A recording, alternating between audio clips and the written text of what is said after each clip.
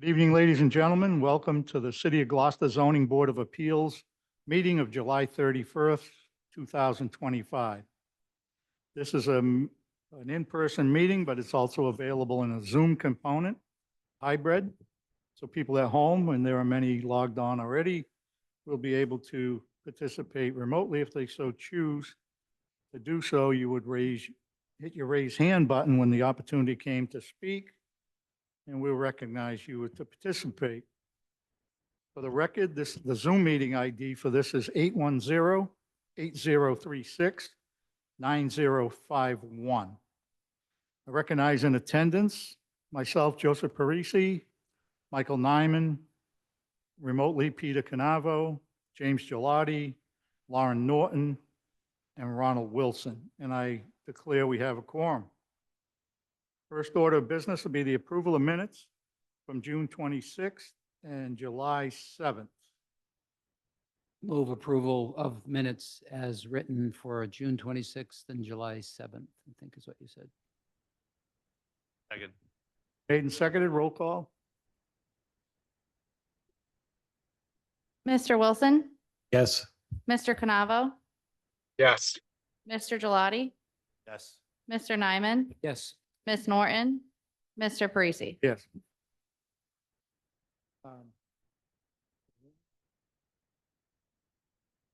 Already have five.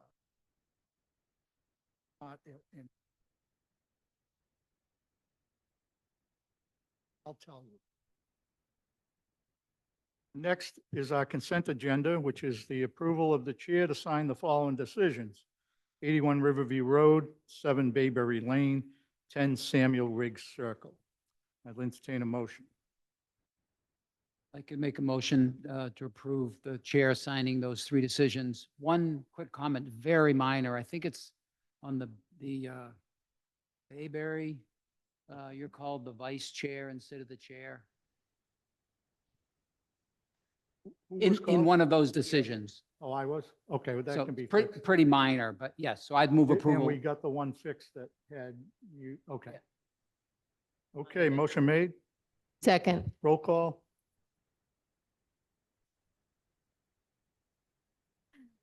Mr. Gelati, Yes. Mr. Canavo, Yes. Mr. Nyman, Yes. Ms. Norton. Yes. Mr. Parisi. Yes. Okay, our first order of business, we had one continued application. It was the application of Craig and Michelle McKenna for a special permit or variance to construct an addition at 18 Elmo Lane. I believe Alex here?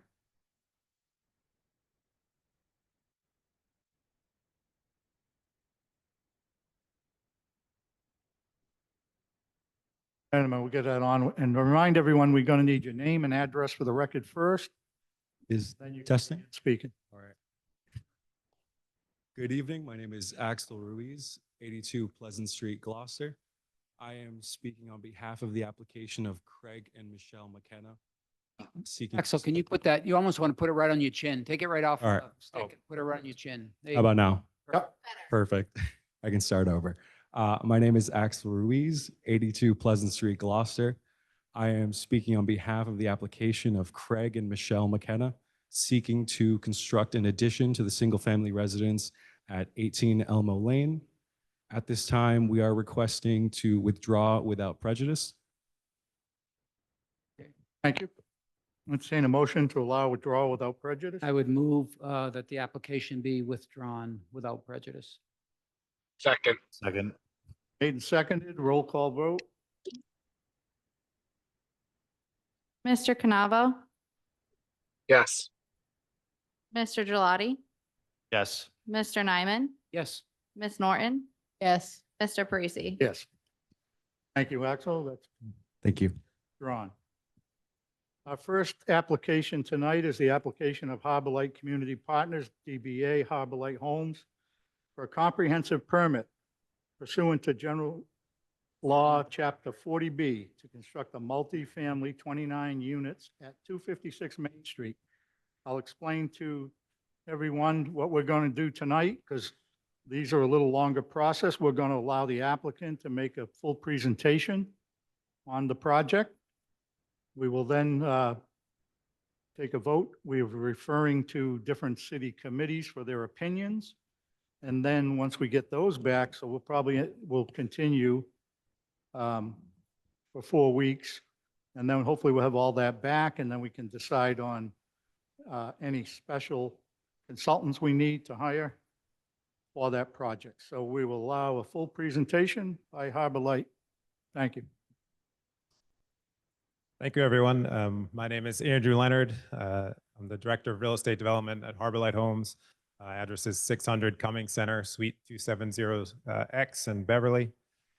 I appreciate the opportunity to present tonight. I'm joined with Stefano Basso, our architect, and Paul Campbell, our civil engineer. So I'm going to talk about our application for 29 units of affordable senior housing at 256 Main Street. Quickly about about Harbor Light Homes. You can go to the next slide. Am I able to adjust it, or should I just call it out? Okay, sorry.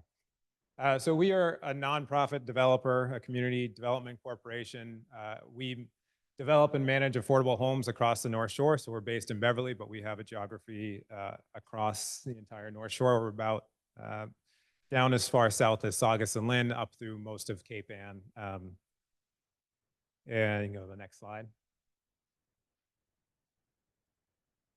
So one of the things I want to point out is that we both develop, build, and manage our affordable housing properties. So not only are we the ones in this early stage and through the construction of the building, but we are the long-term property managers. So it's the same folks who will be around, 20 years from now, if in the building's in its intended use. We pay property taxes on all of our buildings in an attempt to contribute to the community.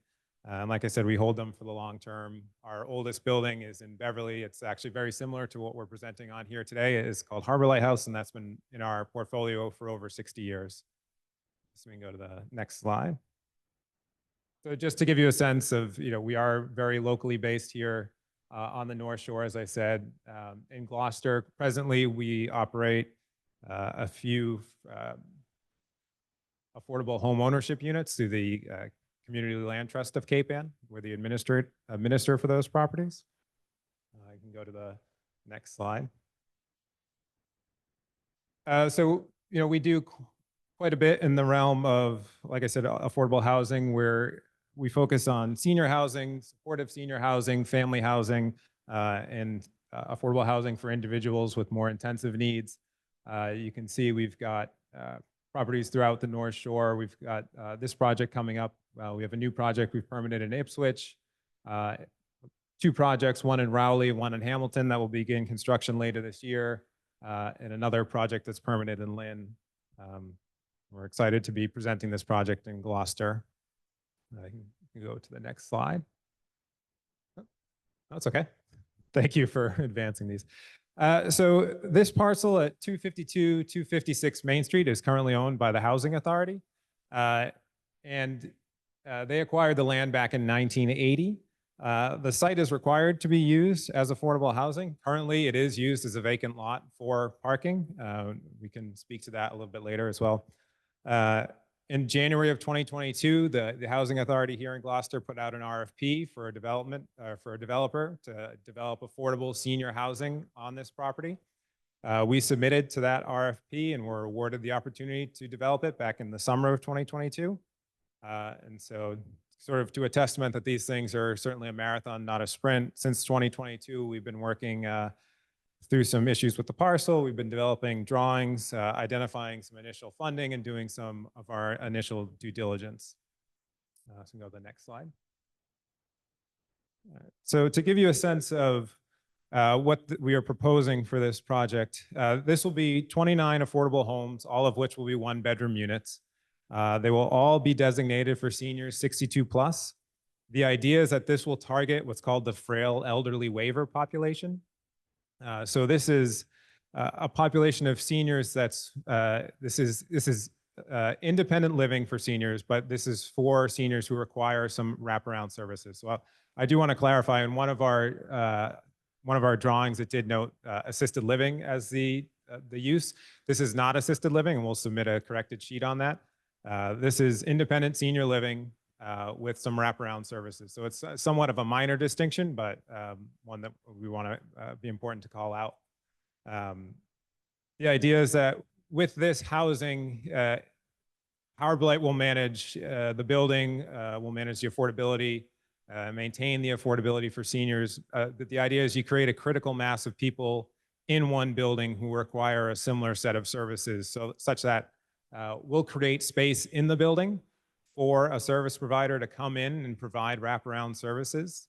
So for example, we'll talk about this in a bit, but we'll have a congregate meal space on the first floor for individuals who are less inclined to be able to cook for themselves on a regular basis. And we'll also have space for a live-in care provider. So this is almost like this is a separate unit set aside, not for a resident, but for someone who could spend the night if they were to provide home health care services, something like that to some of the individuals in the building. If a resident requires 24-hour overnight care. So that's a preview of the population. Sort of at baseline, what we're proposing is that 16 of those units would be for in households earning 30% of the area median income. We expect that most of these households will be single-person households. In some cases, we do have two-person households in situations like this, but typically it's one person. So if that income limit is $34,750 currently, to give you a sense of the affordability range.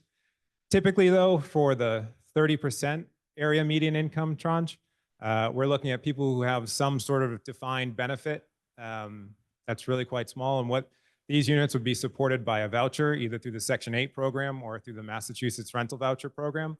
And the individual in that unit would contribute 30% of their income, which would be 30% of some benefits. Oftentimes it's $0 toward their rent, and that voucher would pick up the rest. The remaining units, the remaining 13 would be set at 60% of the area median income. And the reason we chose that is this would be a low-income housing tax credit funded building, and that's the threshold for tax credit eligibility. So that's a one-person household earning about $70,000. That's an interesting. Our attempt is going to be to increase more of the affordability towards that 30% mark, and to push for deeper affordability by pushing for additional vouchers. The 60% area median income level is a trickier one for seniors because you kind of have to thread a needle of particular benefits, typically a pension, kind of a single pension that's fairly modest but robust for retiree standards. So those units can sometimes be harder, certainly harder than the 30% units to fill, and we feel like there's a stronger need at the 30% level. So our baseline is that 16 of the units would be at 30% AMI, but we would try and push for deeper affordability there based on voucher availability. So the building would be 4 stories tall. The first floor would have, and Stefano will get into this a little bit more in more detail, will be ground level parking and then sort of a half elevated first floor, which will have an office for our property manager, bathrooms, and some community space, particularly for the congregate meal space and for kitchens.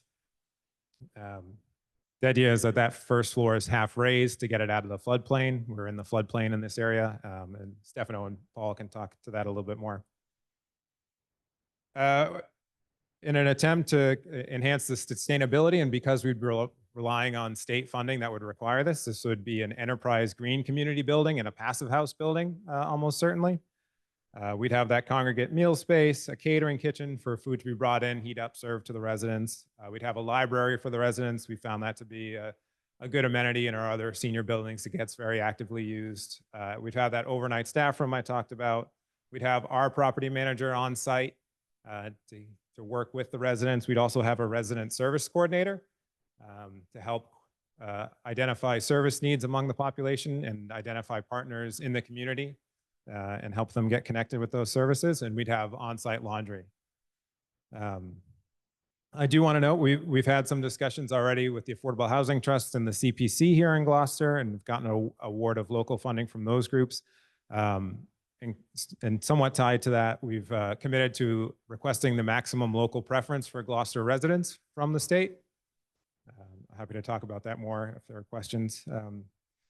And then we will be having 16 parking space for residents and staff on the ground floor. And I'll talk a little bit more about that in a moment. So if we go to the next slide.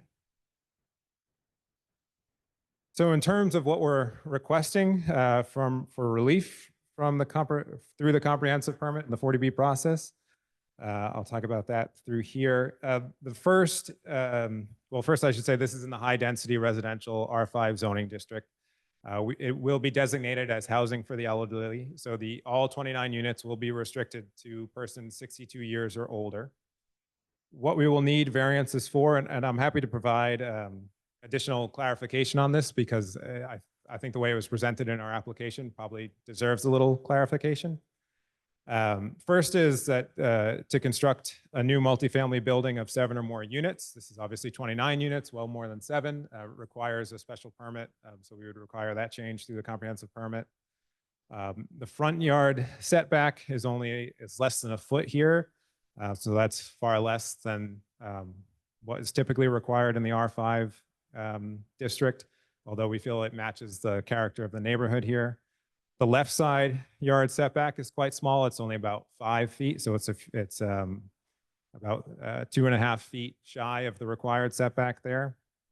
And then the maximum building height, we're at 47 feet for this building. And Stefano can walk through the things that he's done to sort of mitigate the impact of that height. And I think the height, while it sounds quite a bit taller than what's surrounding, has been structured in a way to lessen that impact on the street. So in our application, we had noted 3 other areas that are needing relief, but we believe actually through the housing for the elderly designation, we are granted that relief. So typically for a regular project, we would be required to include 29 spaces. Under housing for the elderly, that can be cut in about a third. So that would be 10 spaces. Our project is offering 16. I do want to note that we are very sensitive to the issue of parking in the neighborhood here and the loss of what's been used as a parking lot. We feel very strongly that this site has long been intended, since it was acquired by the Housing Authority, to be used as affordable housing. We certainly respect that this is creating a loss of parking for folks who utilize at this stretch of Main Street. But we feel like the need here in Gloucester for affordable homes for seniors is particularly pressing and warrants this change. In Gloucester, about half of rental households are paying more than 30% of their income and are considered cost burdened. So there's a real lack of affordability.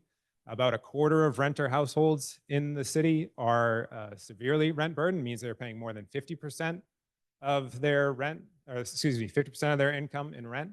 And there's, the population of Gloucester is aging, and there's going to be a continued growing need for senior housing for residents to be able to, who've, made their living and grown up in Gloucester and who want to stay in Gloucester and live independently and age in community in Gloucester.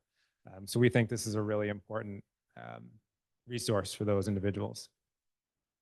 Additionally, the lot area and open space requirements can be diminished through the elderly housing designation. So as we read it, so typically in R5, 12 homes would be allowed as of right, but we believe that 36 are technically allowed under the elderly housing designation.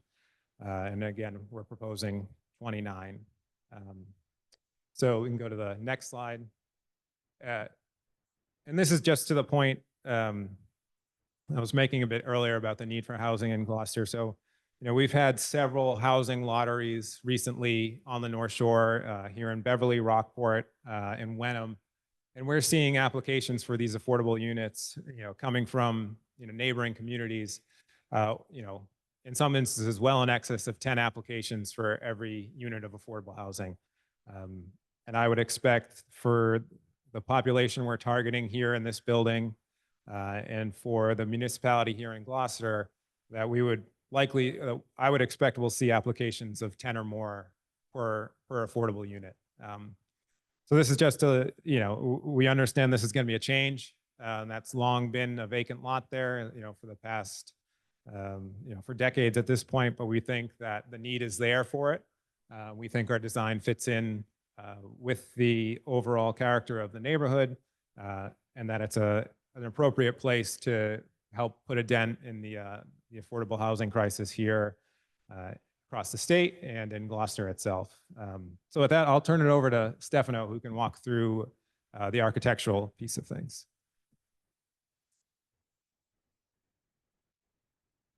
Hey, good evening. Stefano Basso with SV Design, office at 126 Dodge Street in Beverly. If we can go to the next slide. Thank you. The site's located on Main Street, sort of towards the beginning of Main Street. In a dense area, the buildings tend to be pretty closely spaced, not a lot of setback typically. This parcel does have a good amount of open space to the rear. It backs onto a wooded cliff area. We can go to the next slide, please. So here we are zoomed in. You can see the parking layout on the existing site. Buildings on either side, and the grade change is pretty extreme. We're up about 30 or 40 feet as we head back from Main Street towards the rear of the site. A little bit of grade across Main Street, but not too much to deal with here. Next slide. So we have a view of the existing lot looking east back towards the beginning of Main Street. You can see the Nelson's building over on the left, mixed use building over on the right side here. And you can see some of the tree cover in the back there.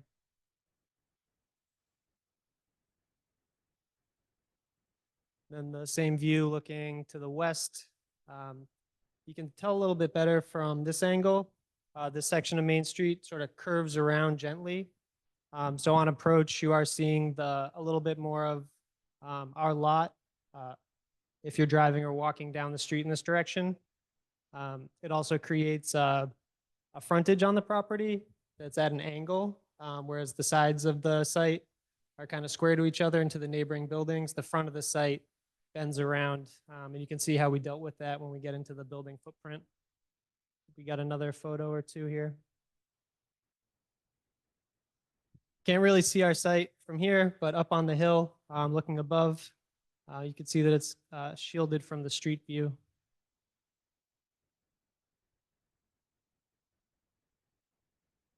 And more of the same.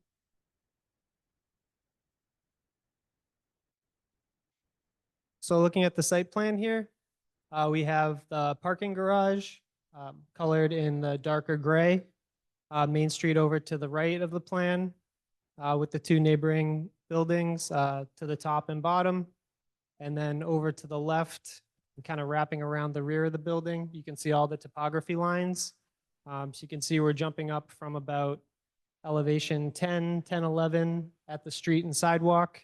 And then past the building, quickly get up 20, 30, 40 as we get to the back and sides of the site.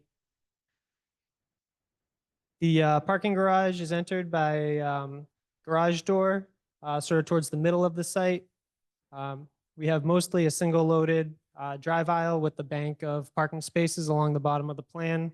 A few more spaces up on the opposite side. We have a enclosed trash room that's right next to the garage door. So that's just below where the double doors open up onto the sidewalk. So that's where we would have a couple dumpsters for trash and recycling located within the building, properly vented up through the roof, protected from the public there. Main entry door for residents is in the yellow area. So the yellow represents all of our public circulation area. So just plan north of the garage door here. We have our front door, opens right up onto the sidewalk. It's a pretty small lobby compared to some other buildings like this that we do. We're trying to keep the space at the sidewalk level to a minimum. The code requires us to stay above the floodplain here. So where the grade is down at 10 or 11 feet, the floodplain elevation is up at 14, and we're required to stay additional height above that. So the bulk of our occupied first floor is set up at elevation 16, safely above the floodplain level. The parking garage is laid out as an open garage, so that in the event of a flood, ocean water could come in, storm water. It can recede out on its own with minimal damage. So in the immediate yellow section, at the entry, we have a mailroom, access to one of the egress stairs, and then entrance to the elevator. So that's all we have in the front lobby. And then up about a half level is the green section of the plan. So that's the community dining room that Andrew was talking about, along with the property manager's office. So folks could come in, they could walk up the stairs, or they could take the elevator up to that common area. There's a couple toilet rooms there, and then a small catering style kitchen where food could be brought in, prepared off-site, and served to residents in the dining hall. In the lighter gray color, we have in the bottom right corner, the fire protection room where the water and sprinkler line would come in. More to the back, there's an electrical room where our switchgear would be. And then additionally, some other utility space sort of back towards the rear of the building. And then in the bottom left corner, we have our second fire stair that would be for emergency exit only. So that stair leads out to a small pathway that runs along the property line between the building and the neighbor's property, exits out onto Main Street. Up on the plan north side, we have a 20-foot setback. So this is something we've been working through in detail. With DPW, there's some existing drain lines that currently run through the site. So the city's requested an easement to allow for future access and maintenance, potential replacement of those pipes. So the building in its entirety is set back 20 feet from the property line to allow that room for future excavation work. So in the meantime, we're proposing an access drive aisle that could be used by the fire department just to get down to the side of the building. If you can see the lines that sort of start to cut across that drive aisle at the top of the plan, that indicates the grade sort of at first gradually, and then pretty quickly it starts sloping up pretty steeply. So we looked closely with Paul, our civil engineer, at these drains, and they drop from way up the hill down and then follow grade right into Main Street. So there's not a lot of coverage there. So we're just staying away. We're keeping the grade in that area as it is and trying to not avoid it as much as we can. We are showing a small row of plantings, just foundation shrubs along that side of the building to help soften the edge of the building. You probably won't see too far back unless you're standing right there looking back. Probably the front corner on the approach as you head down the street would be visible. So we thought it would be advantageous to have some plantings to help soften the building there. Do the next slide. Thank you. So this is our second floor. It's a pretty typical floor. We have 3 levels of apartments above that first floor. So it's a typical double loaded corridor scheme. These are all 1-bedroom apartments. Each one has a full bedroom, a living room, and a full kitchen. So not a kitchenette. It would have full stove, fridge, microwave. So folks could cook for themselves. They also have the option to eat in the dining room, but as an independent living, it's a full 1-bedroom apartment. Over to the right side of the plan, you can see in yellow the stair coming up and the elevator. So those stack through all floors, and then that other fire stair down to the bottom left stacks all the way up. In green over to the right on the Main Street side, we have a mix of different common amenities spaces on each level. So on this level, we're including a secondary office. So that would be for a resident services coordinator who could work with residents, find them services, help in various ways. And then a laundry room with a couple washers and dryers here. And then we have some additional utilities support spaces in light gray. We jump up, the next plan should look just identical. So on this floor, the only difference is a slight mix in the utilities, trying to work with the space we have. So in lieu of that secondary office on this floor, we have the overnight support staff room. So that would be a place for somebody who's providing services for residents. They could stay there. So it would have a bathroom and maybe a small bed for them to stay, and another laundry room there. If we jump up to the 4th floor, pretty similar as well, but if you noticed on the front, there's one fewer apartment here. So the one all the way to the right, as we get up to the top floor, we've stepped the building back. So that's why we have 29 units instead of 30 units. And we thought that that was a big benefit to the appearance of the building. As you come down Main Street, we're hoping that, the real look and feel of the building is primarily as a 3-story building rather than more of a harsher 4-story facade right on the street. So we have an additional library space up here at the end of the hallway.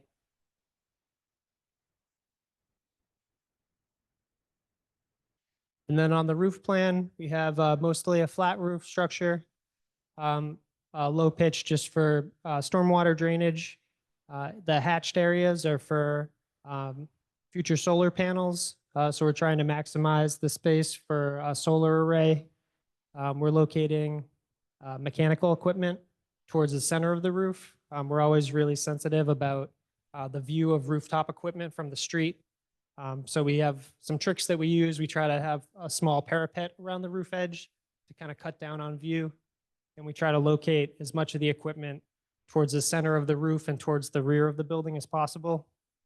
So this is a schematic layout. We haven't had the systems engineered yet, but based on what we've seen in other buildings, this is what we would anticipate. An ERV for ventilation, energy recovery up on the roof, and some condensers for electric heating and cooling. You can also see in the top right corner above where the stairwell and elevator are, a little bit of a penthouse. So the elevator pokes up through for a few extra feet of headroom clearance that's required by the elevator code. And then we have a sloped roof over the stair that's not required by code, but it's something that we did for the exterior appearance. So as you'll see in the exterior elevations, we've added a bit of a feature in terms of a clock tower in that location. So that's where it is in plan. Then over on the right side, that roof that's indicated, that's down at the above the 3rd floor.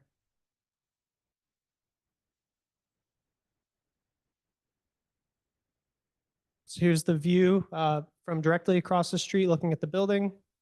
The base of the building is a red brick. So we always try to borrow materials and forms from the neighborhood when we're putting a new building together. So we look around Main Street and we're very familiar.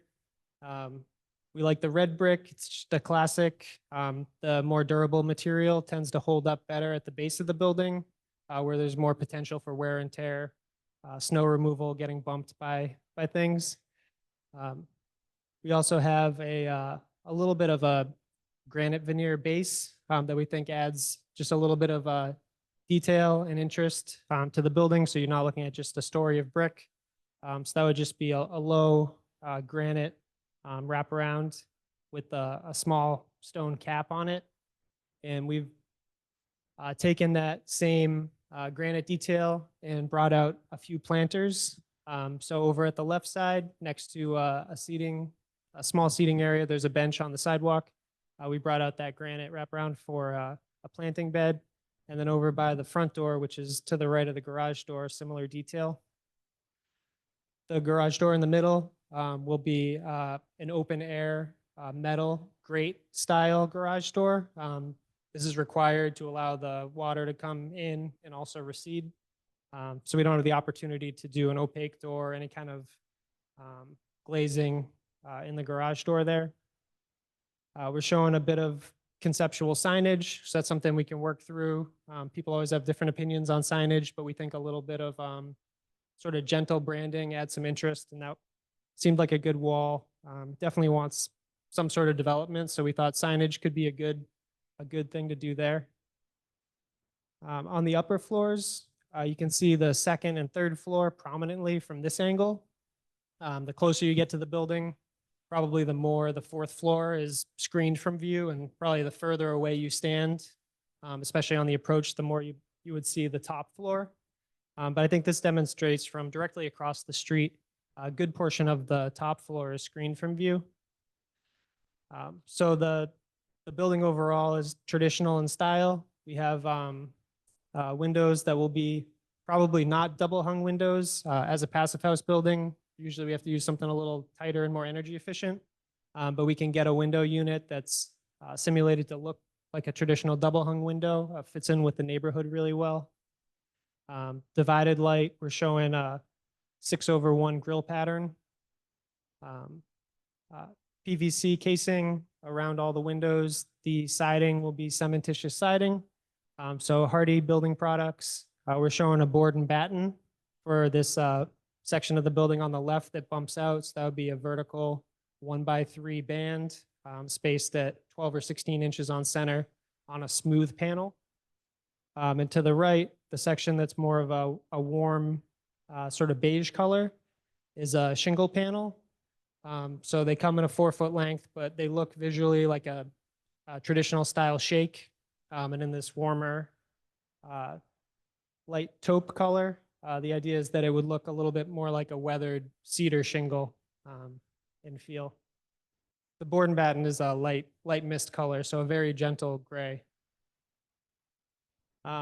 We've included some shutters on the front of the building.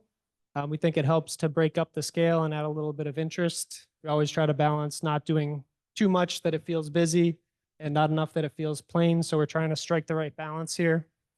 On the top of the brick at the transition, there's a soldier course, a vertical row of bricks, and then we've included some horizontal bands of skirt board to help that transition as well. Up at the top of the third floor, we have projecting cornice line. So that would be 1x10 or so with a 1x4 shadow board on the fascia, about a 1-foot overhang and some additional trim. So not too decorative, but it should create a good shadow line on the top. And then you can start to see the clock tower over on the right side. So that lets a lot of natural light into the stair. We always try to lay out the buildings with stairs that residents will actually use. We have requirements to kind of keep them at the remote corners of the building. You really want one centrally located so that folks might take the stairs instead of always taking the elevator. So this is nice on a shorter building, especially with this stair being right on the street. I could see some folks who are able to taking this stair, coming right out the front door and walking downtown. So the roof on that clock tower is a standing seam metal. So we're just showing a black standing seam metal. And then we are including a weather vane that would be sort of typical of some of the other ones you see around town, a gold colored nautical theme. We've included a cod here for conceptual purposes. What else do we have? Oh, there is a canopy. It's tough to see from this angle. Directly above the garage door. It kind of follows the property line a little bit, so it's coming across at an angle. And if we go to the next view, it might be a little bit more visible. Well, this one's zoomed out, but on the approach, a couple buildings back, I think it demonstrates that a lot of the buildings in this section are 2.5 or 3 stories. So the setback sort of works to set our buildings more prominent roof line, kind of at that datum point of other buildings on the street, with the 4th floor setback, and also a little obscured by the clock tower. So working with Harbor Light, with their mission for affordable housing, the idea is, the building wants to fit into the community. It wants to feel like it belongs here. but it also doesn't want to be too passive. We want to be proud of providing affordable housing and making a home for folks that feels like something that they want to be proud of and have people recognize and not just kind of walk by and not notice.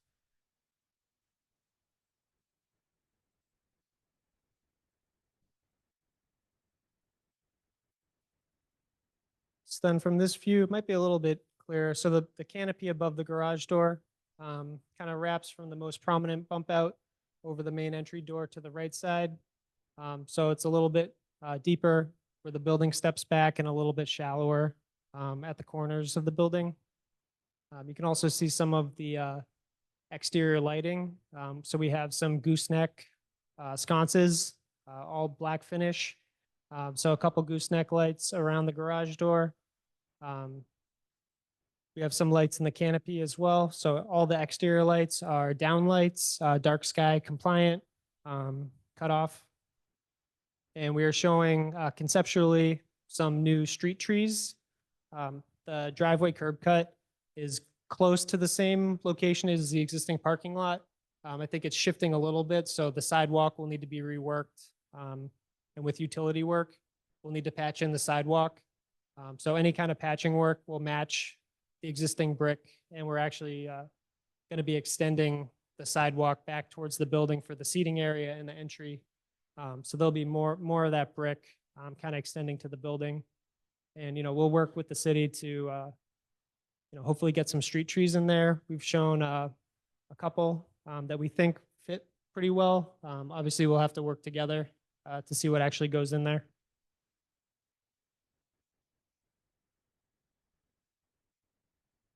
We have the technical elevations. So these are drawn to scale. They're noted up with the materials, so you can see exactly what we are actually owning with the proposed design. These have the dimensions too. So Andrew mentioned 47-foot height. So the 47 is from Main Street to the top of the 4th floor.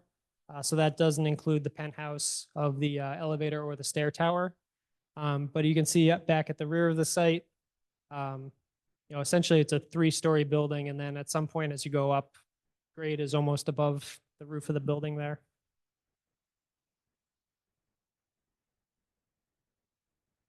I guess if we could go back one, the renderings didn't show the side of the building. Thanks.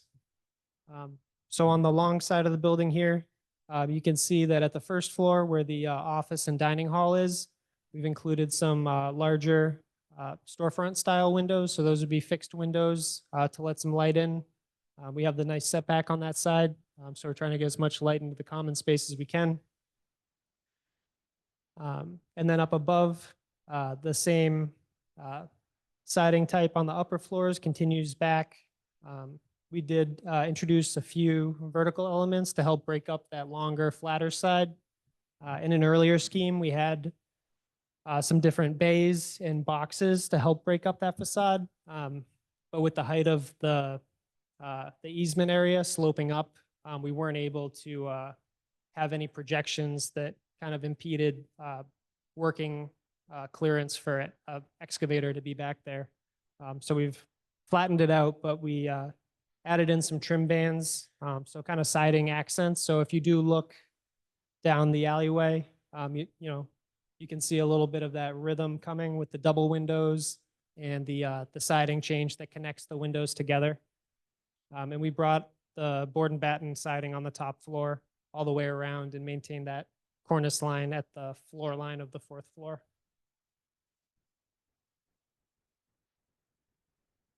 And then the back of the building, that not many people will see. And the other side of the building, pretty similar in concept. You can see some openings towards the rear of the garage. So those are just more areas for water to get in and out potentially in the future. So there is a security gate. It would be sort of a black metal fence that would prevent anybody who might get back there from gaining access to the garage from the side of the building.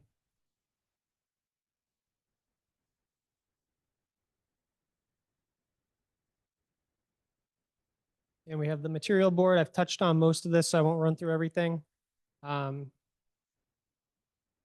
We are using a blue color as the accent for doors. The main entry door is trying to get as much glass as possible as a storefront door with a black frame.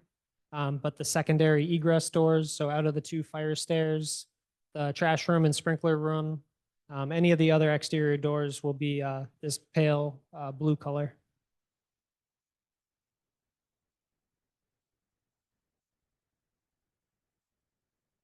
Then we have some building sections that cut through and show the different floor levels and the height of the building relative to the surrounding grade. So these are estimated, but we try to match the topo lines that are on there just to give you a sense. And then we've included some typical unit interior layouts as well.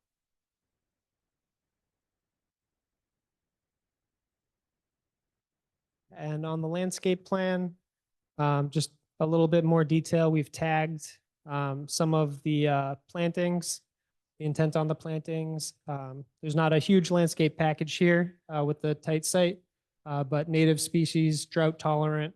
We're looking for things that are low maintenance and resilient so that they'll do well and be around for a long time.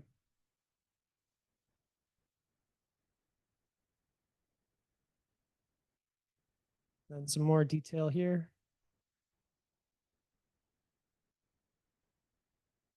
And then we've worked with a lighting designer to look at the photometrics on the exterior lighting. We always have an eye to minimize or avoid any kind of light spill off-site, not get too hot on any lighting zones or have too dark of an area. There's a minimum we need to maintain in path of egress, so we're making sure we're hitting that and not doing too much either.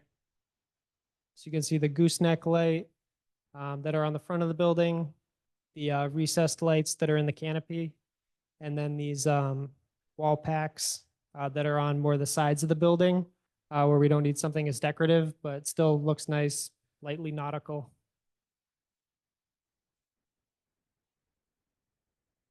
All right, thank you.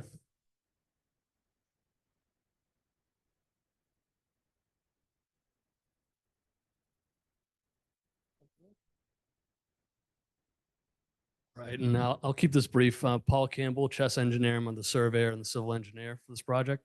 So Stefano described the site very well. I just want to briefly describe what we're doing from a civil perspective. So as a reminder, this property is in a 100-year flood zone. And because of that, we're going to be in front of the Conservation Commission for approval for the flood zone, and because we're at conservation, stormwater approval for the Massachusetts stormwater standards and the local Gloucester standards. So we've prepared the site plans and a stormwater package for review now, knowing that it's going to go through a couple of changes as we get through conservation. But real briefly, what we're planning to do, the site is really challenging. It's a lot of shallow bedrock, ledge outcrop by the hill, high groundwater. And we are adding a building that's increasing the impervious area on the property. But what we're going to do is we're going to capture all the stormwater from the roof, and we're going to send it to a stormwater system that's going to be in and amongst the foundation of the building. And the parking, what's nice now is now the parking, the existing use is a parking lot that's running untreated to Main Street. The proposed parking is going to be covered by the building. So you're not going to have the typical runoff from a parking lot that you would have, that you have now today. But we're still going to capture that runoff, whatever's coming off the cars, treat that and send it to the same underground system. Stefano mentioned the city's using that property. There's a sewer and a stormwater line coming through the property. So we're giving an easement to make sure that the city can still maintain those lines. And then we'll be connecting into those lines for our sewer and our stormwater system. The exact details we're still working out, as it's going to change if anything changes about the building shape or location. But we believe the site will work. And like we said, we're going to be in front of conservation for approval, particularly for the stormwater and for flood compensation. So Just really briefly leave it at that. I brought the site plans if anybody has any questions. Thanks. Sorry, I just have.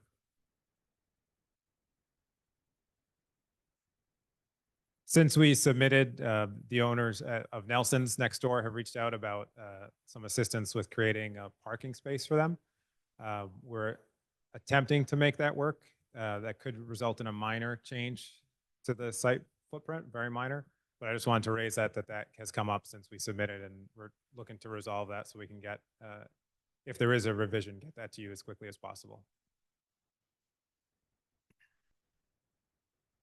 All set? Thank you. So what we do is we've referred this to a host of city departments, you know, from Public Works to Fire, Police, Board of Health, and giving them a time period to comment to us on the project, because this is a 40B and the full permitting is here at this level, but we're going to get their feedback. And based on their feedback and discussions with you folks, we will determine if and which independent third-party advice will be asking to be hired. I anticipate there's going to be some drainage questions and whatnot. One thing I didn't notice in the packet, a couple of questions actually. Request for waivers, we haven't seen that in the application. So typically you mentioned some variances and whatnot, but usually with a 40B, it's a comprehensive permit and you would ask for waivers from certain things like dimensional requirements or height or things like that, fees, all kinds of things that you could possibly ask for. Will that be forthcoming? Yes, I apologize about that. We'll get that to you next week. We'll aim to get that to you. And will you be handling completely or do you have legal? We don't right now have legal, so it'll run through us. So our legal consultant and coordinator through this is the city solicitor, Suzanne Egan. And so we direct things through the building department and to her as we go. I think what we're going to do is we're giving the city boards and whatnot a time frame to get back to us. It wouldn't be within 2 weeks. So I think we're going to continue this for 4 weeks, which would be August 28th, at which time we'll update what we've received, we'll review those, and we'll probably make some determinations at that point if we need to hire any consultants for this as advisors. And I think we'll also, that night, begin the public testimony portion of it, allow people that wish to speak about the project for or against to speak that night. I will not close public testimony until we reach the very end. So anyone that, as the plan develops, some people have different comments, that's okay. I'd hold back on anything that's probably going to get answered as we unveil this and get advice and get opinions from the different commissions. But everyone's willing to speak, and I will make sure that there are multiple opportunities for the public. With that in mind, I'd like to get a motion to continue to August 28th. I make a motion to the application of Arborlight Community Partners, Arborlight Homes for a comprehensive permit pursuant GL 40B to construct multifamily 29 units at 256 Main Street, continue to August 28th. Second. Motion made and seconded, roll call. Ms. Norton, Yes. Mr. Nyman, Yes. Mr. Canavo, Yes. Mr. Gelati, Yes. Mr. Parisi. Yes. You've heard our continuance. We'll see you in a month. Appreciate the nice presentation. Thank you very much, all. All righty, moving into our regular applications. First is the application of Carl D. Frank for a special permit or variance to add an addition at 15 Haskell Street.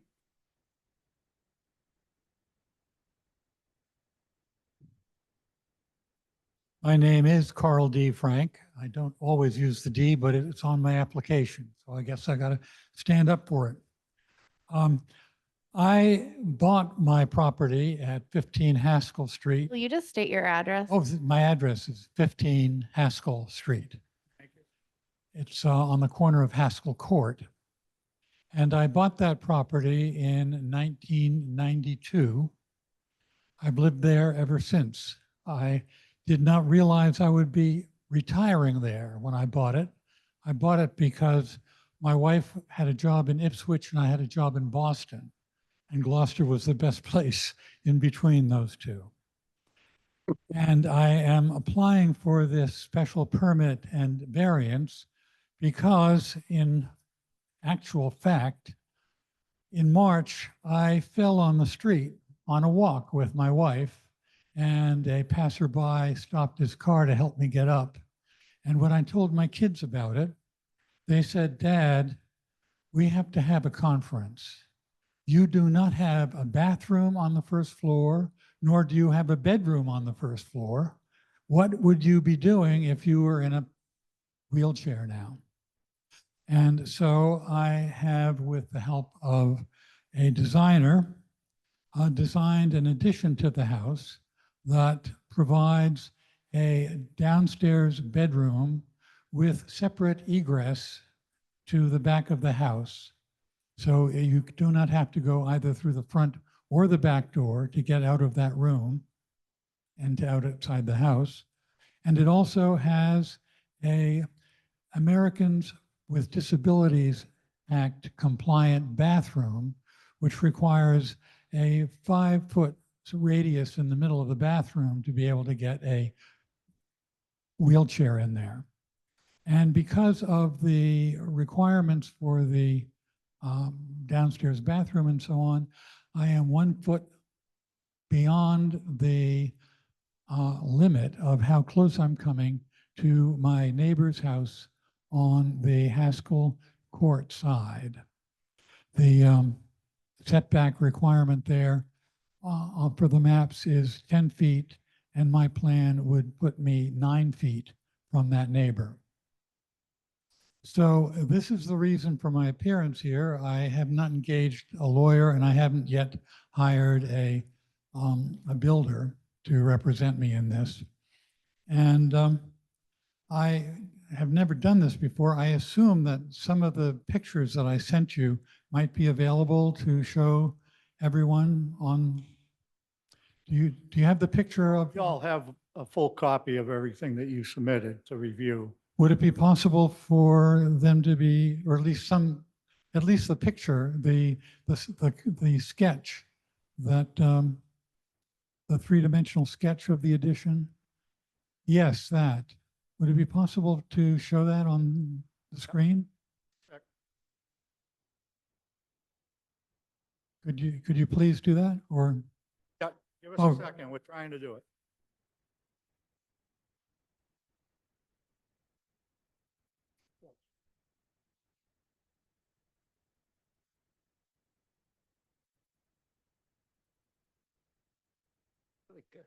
Anyway, let me to fill the dead space here, say that what we have designed is a gable roofed addition, 1 story high, which connects to the existing house using the existing rear entranceway.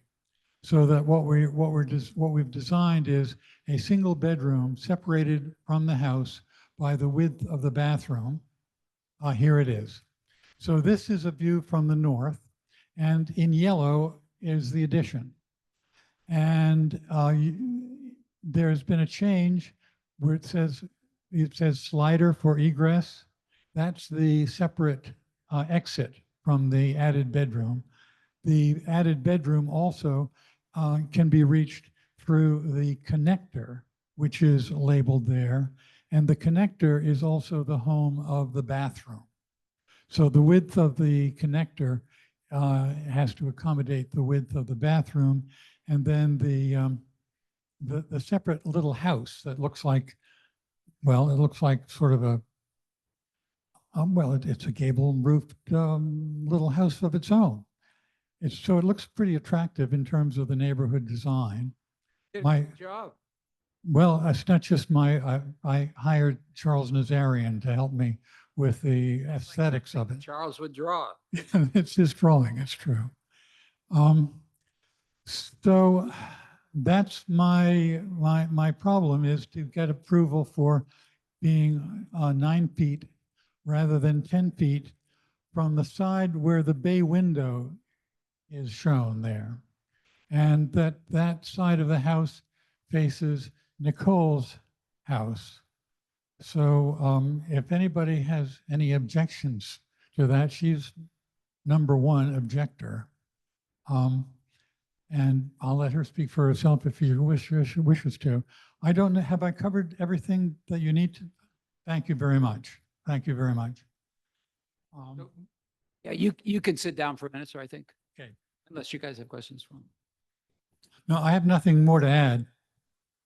So Okay, Joe, so Joe, clarify. I think what he needs, special permit, alter and expand. He needs a variance for left side and he needs a lot coverage variance. Would you need lot coverage on alter and expand a non-conforming structure on a non-conforming lot?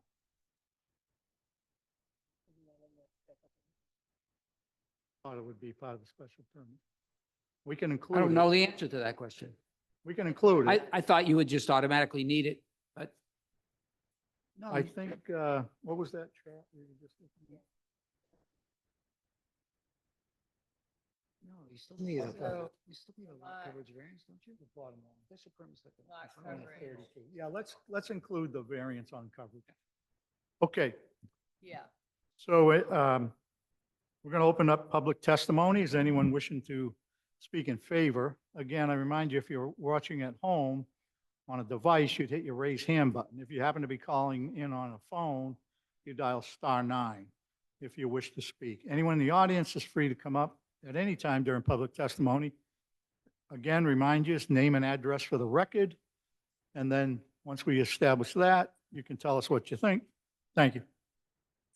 My name is Nicole Andrade Service. I live at 3 Haskell Court. My property line abuts the setback that Carl was just talking about.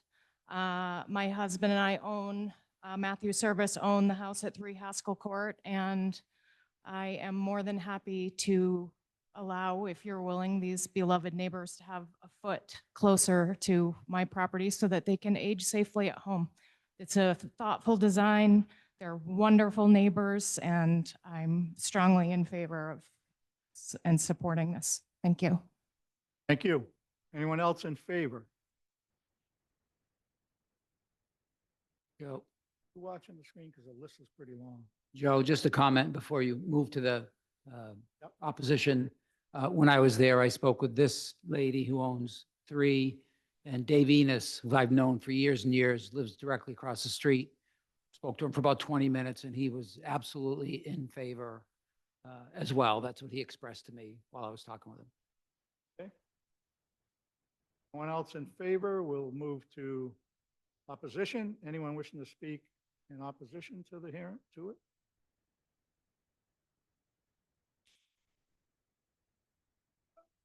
I get off.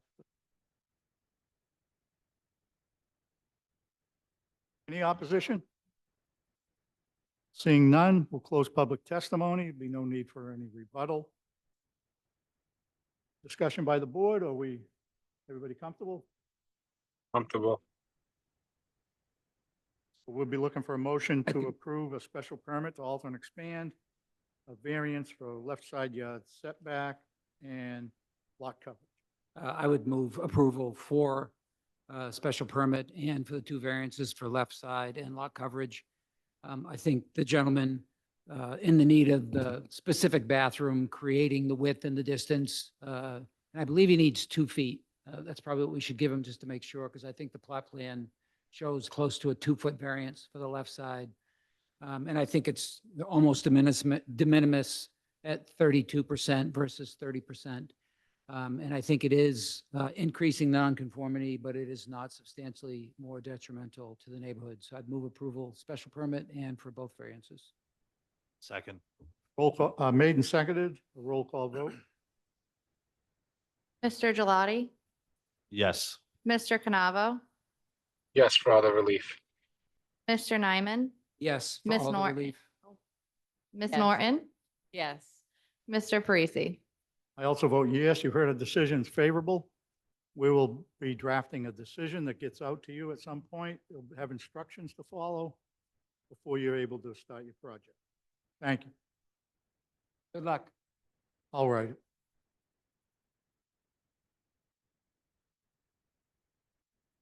I'll do it. Good neighbor. Our next hearing is the application of Seaworks LLC for a special permit or variance to construct a single-family home at 4 Conicus Canonicus. Road. Canonicus Road. I've said it a million times. Attorney He is, yeah. Ellis.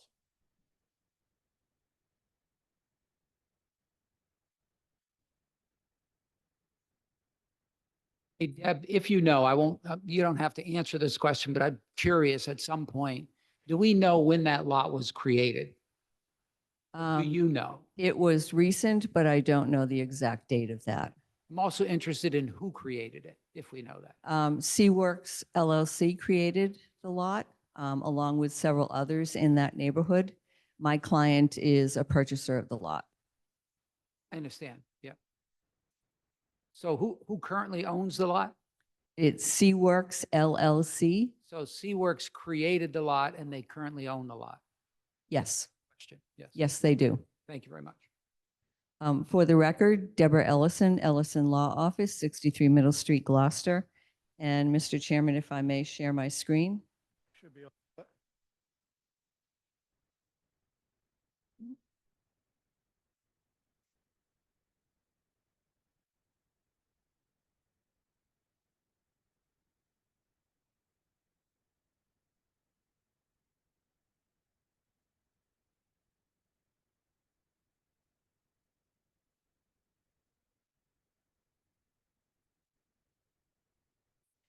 The applicant is Brian Miller, and he, as I said, has a purchase and sale agreement to purchase the property. The owner is Seaworks LLC.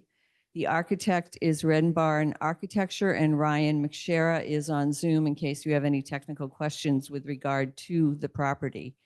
My client is seeking to construct a single-family home on a conforming lot, and he's requesting two variances: 10 feet from the front yard setback, where 30 feet is required, and 16 feet, 6 inches from the rear yard setback, again, where 30 feet is required. Mr. Miller has a purchase and sale to purchase this conforming lot at 4 Canonicus Road. He intends to build a home that has approximately 3,700 square feet of living space, which is average by today's standards. The property is in the R20 district, and the lot is conforming at 23,000 square feet.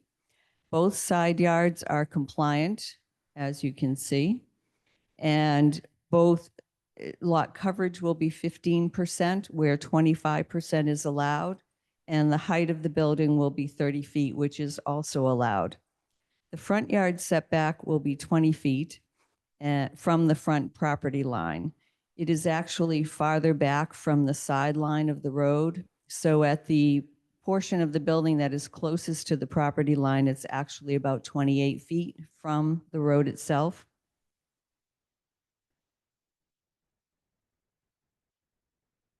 As you can see, the footprint of the house is uneven. And so what it does is it breaks up the front elevation along the roadway. The middle part of the building will have a roof that pitches towards the back away from the street, again, minimizing the mass of the building. The rear yard setback will be 13 feet, 6 inches, and it's offset from the house that is behind it, and no other zoning relief is required. There will be a combined kitchen, living room, dining area, 3 bedrooms, 2.5 bathrooms, and a 2-car garage. So this is the property. You can see in the middle, this is the roof that pitches back, so it minimizes the mass. I'm sorry, I think this is the front of the house. There's also a porch, so that also limits the mass that is on the street. This is the left side of the house. And this is the rear of the property and the right side of the property.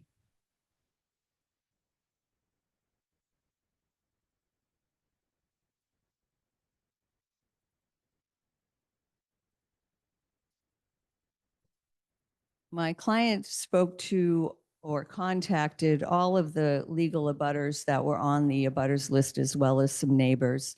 And he's received 4 letters of support from the closest neighbors.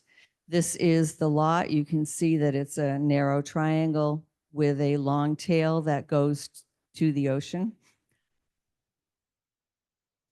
He has letters of support from 33 King Philip Road, from 25 King Philip Road, which is sort of diagonal, from 26 Uncas Road, which is a vacant lot owned by the people who are farther back up on the hill, and then from 13 Canonicus Road, which is a little ways down.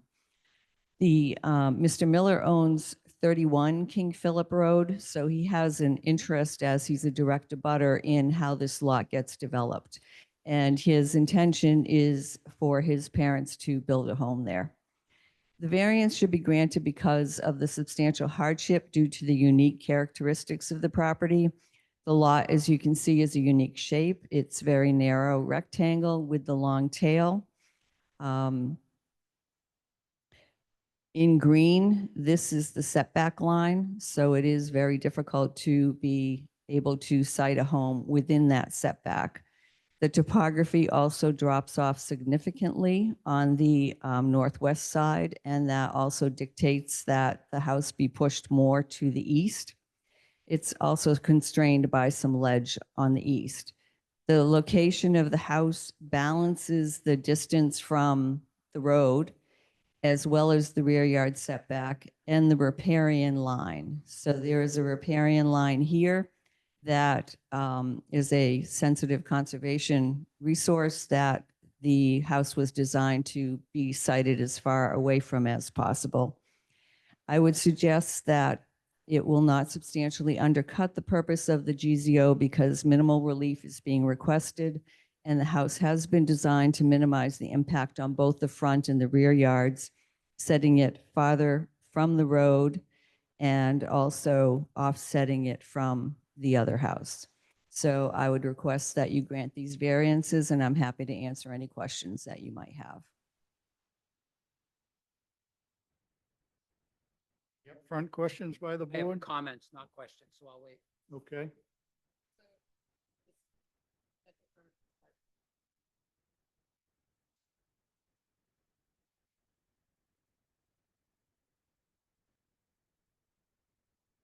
You're not seeking a special permit for parking. No, because the lot is conforming.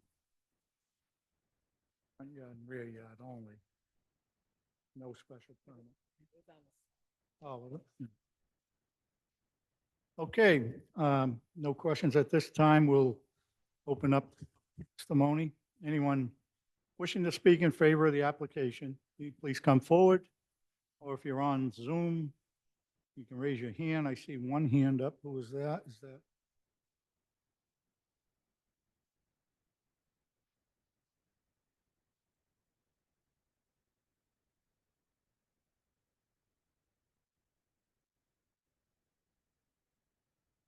On now, right? Was a hand up, no?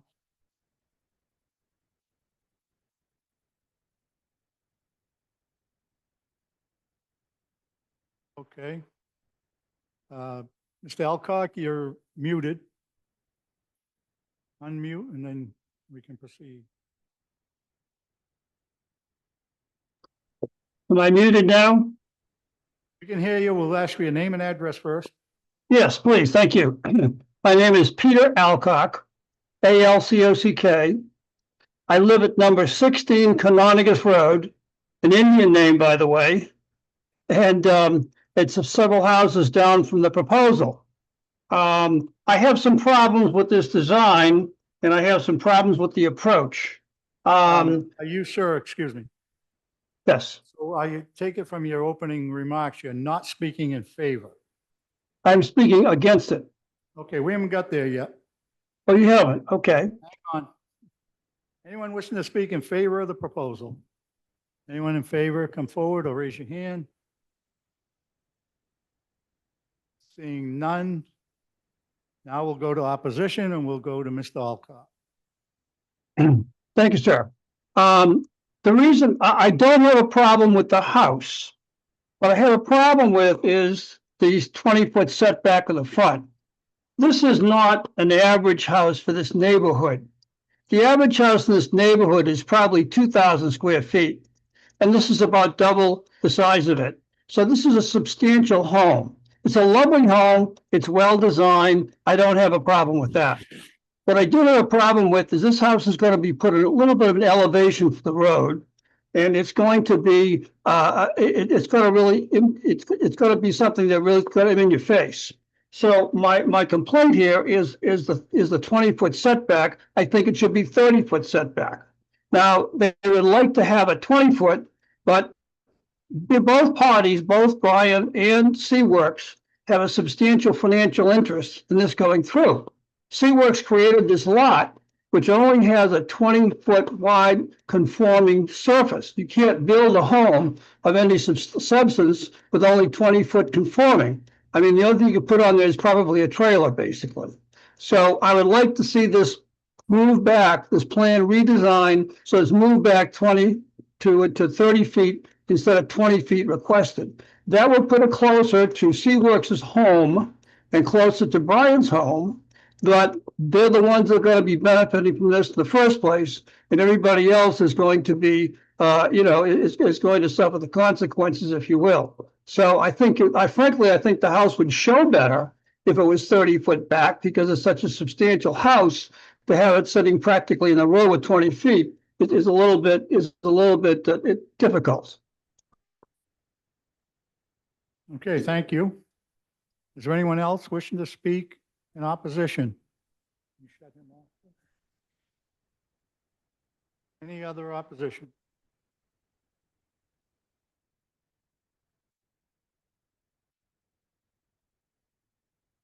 No, I don't. Seeing none, we'll close public testimony and we'll give the opportunity for rebuttal.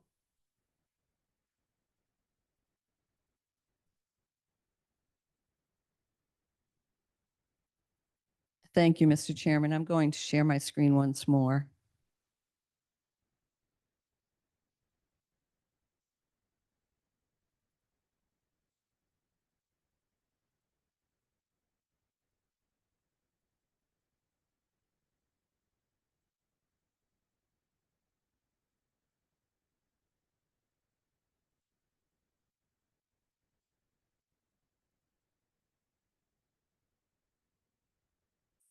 One of the things that we were concerned about with regard to this project was to be sensitive to the riparian way, riparian zone, so that the property, the house has been moved closer to the street, but as I said, from a practical perspective, the road is almost 30 feet away from where the house is going to be. And I think that this is a reasonable compromise between the two. We also have support from all of the neighbors that are closest, or at least no objections from those neighbors. And Mr. Alcock is probably the least affected of all. He is not a legal abutter, but he is a neighbor. He's approximately 4 lots away, so he will not be directly impacted by this house other than when he drives by it. So I would suggest to you that it meets the legal standards for a variance and that it does have support of the immediate neighbors who will be affected by this. And we'd ask that you grant the variances. Thank you. Okay, thank you. So this created by a Form A application, I take it? I'm sorry, I'm not more familiar with how it was created. I wasn't involved in that. I do believe it was a Form A, or Joel, There was one property, the house in the back, it Joe. obviously had a driveway and all. Joel, I think knows. Mr. Favazza was involved in that. For the record, Joel Favazza, CISA Legal Solutions, 123 Main Street. I represent Seaworks. Originally, these were very small, non-conforming lots that were designed before subdivision control. When Mr. Baker acquired them, he began combining, he actually worked with some of the neighbors, the Bakers, et cetera, the Bakers, and a few others to combine these lots and then redivide them out to create conforming lots. So there was this lot that exists here is the combination of several lots to get it up to the size it needs to be. All the historic lots out there were much too small. It was all done through the planning board.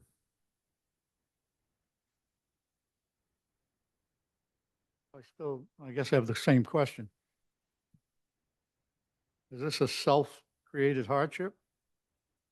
My client, as I said, was not involved in the creation of the lot, Sure. and he certainly has an interest in owning the lot that is going to be closest to him, but it was not something that he was involved in.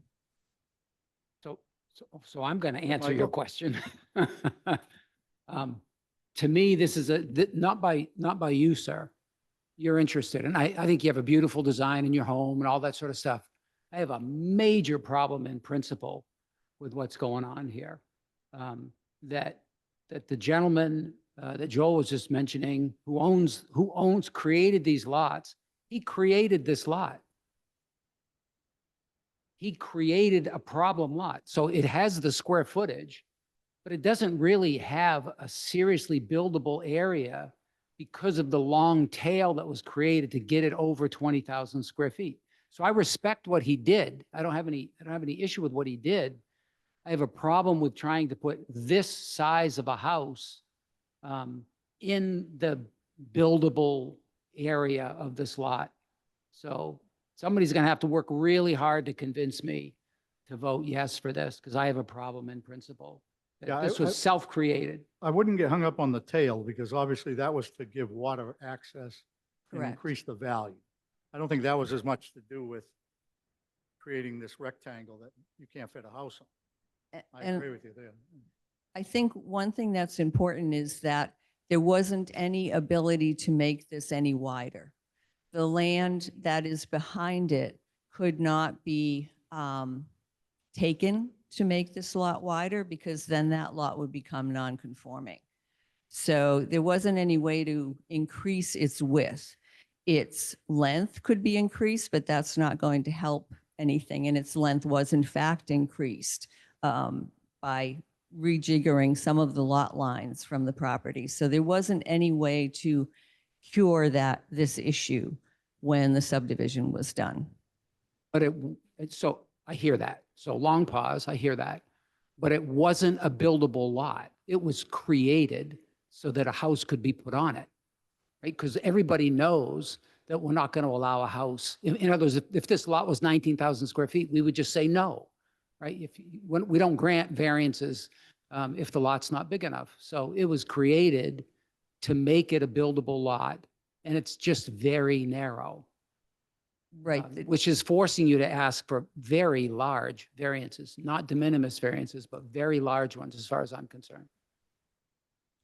The tail of the lot, which does give some of the acreage and area to the lot, is for water access. Sure. So if you look at all of the lots along there, people purchased certain areas and now they have water access they didn't necessarily have before because it was owned by somebody else. Sure. Okay. I can let others speak, so. Any other questions? Comments? I mean, Attorney Ellison said that the two direct abutters are in support. I mean, Mr. Alcock was making a strong case about, the house being too close to the property line. I mean, the front yard setback was too far close to the street. So, and I agree with Michael, the size of the house. and a self-created issue, but when those two direct abutters are not in opposition and are in support, it was hard for me not to approve this. I couldn't see why I couldn't. If the if the direct abutter was like, hey, you know what, I don't want this or X, Y, Z, then it would have been a case closed for me. But Mr. Alcock's not being directly affected by it. In fact, he's 4 lots all the way down. I mean, that's kind of what's going on in my head. I don't know how everybody else feels about it. My only thing in that, and Mr. Alcock was correct, the gentleman in the rear is selling the lot to the abutter on the left.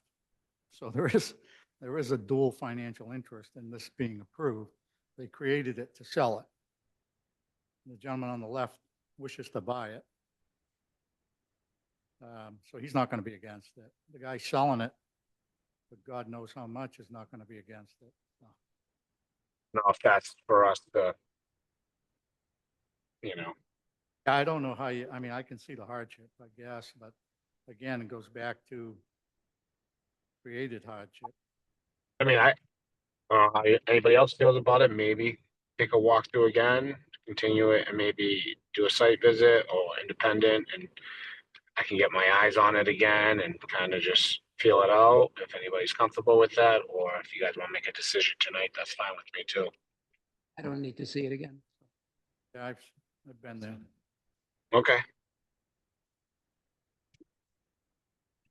Comments, James?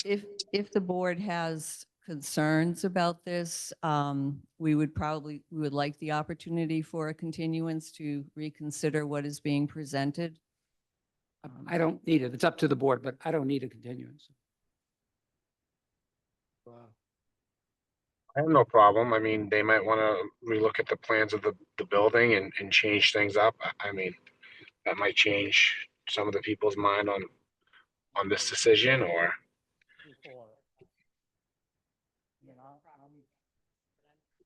I'm okay with the project. I just don't, I hate this.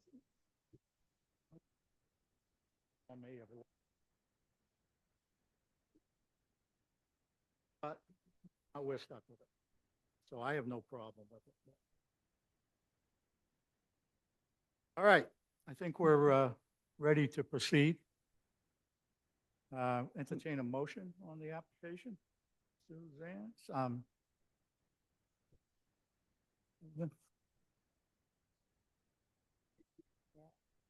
Mr. Chairman, I would like to request a continuance so that we can reconsider the presentation. Feel that's necessary. If I shouldn't feel it's necessary, then So help. So I'm not going to play hardball, but help me to understand why a continuance? I'm concerned about the vote. I'm going to vote no. So I don't know what the rest of the board's going to do. And you obviously can withdraw without prejudice ultimately if that's what you want to do. I think we generally, I'm sorry, I don't want to speak for the chairman, but we generally allow that. I would, I mean, I don't have a problem allowing a continuance in case they want to modify their application. You know, we'll give that's a fair opportunity. So if you would like to continue, we would allow that, I believe. And.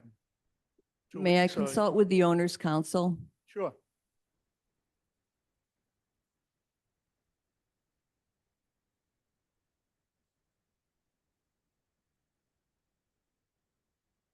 I'm sure.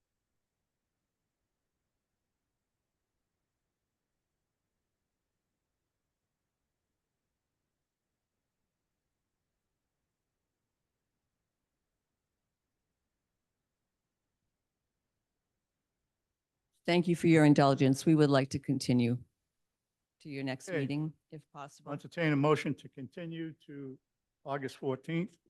I would move, make a Go ahead, Michael. Sorry. I'd move a continuance on this hearing until August 14th. Second.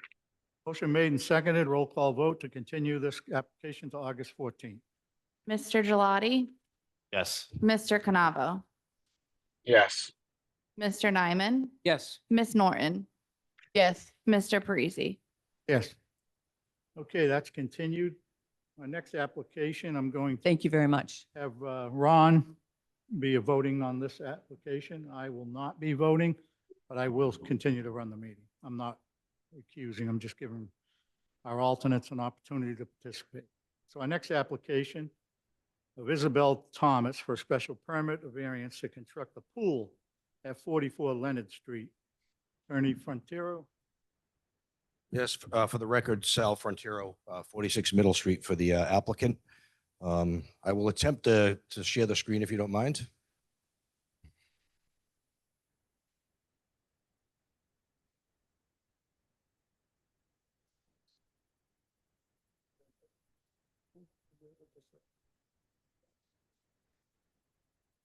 Okay. This one's an in. Okay, so most of you are familiar with this matter. This is the third time we've been here. So I want to start with a little bit of history. We were here in November of 2023 to undo relief that was granted by this board several years ago in 2005. And at that time, what happened was the lot configuration was sort of like this. I'm trying not to move it, but like that. And now we are what happened is back then we sought to put the lot lines back to where they were originally. So that's what you see the configuration now, that straight line down. So as a result of that, all non-conforming rights were lost. So we had to get a bunch of different variances, none of which affected construction. Just in a technical sense, they were necessary because the lot lost its grandfathered rights. As you may recall, the petitioner's 94-year-old mother lives next door at 17 Walnut. And one of the things, when we reconfigured the lot lines, we moved the garage over to the Leonard Street lot. One of the reasons for it was to prepare the mother's, for her older age, and her daughter wants to be nearby her. Then what happened is the petitioner filed a second application. That was back in 2024. And as a result of that, what happened is you see this little area here. That was a small 364-foot addition that was put on. When that happened, there was a bit of a miscommunication between me and the petitioner. I had thought she had sort of deleted a desire to put a pool there. Apparently, she did not. We didn't find out about this until well after the decision was done. So as a result of that miscommunication, it wasn't included. So now we're here seeking to amend that petition to add the pool in. And we are asking for an additional, so we're asking for a modification of a variance. We're asking for an additional 3% lot coverage variance. And we're asking for the first time a variance of 12 feet for the 20-foot requirement of an accessory structure being at least 20 feet away from our primary structure. I won't bother going over the standard. You know what the standard is. I'll just jump into applying it here. First of all, as far as the variance goes, meeting the setback would cause the pool to be pushed way towards the middle of the lot. It's a rather small lot. That's the only area that's usable, really. So you would end up having no real usable yard without a pool smack dab in the middle. And the reason for one of the reasons for the pool is aqua therapy for the petitioner's mother. So they missed out on that this summer as a result of the miscommunication. And also, it's basically allowing it to be closer. 12-foot variance also, gives more area in the yard and does not encroach upon the parking area either.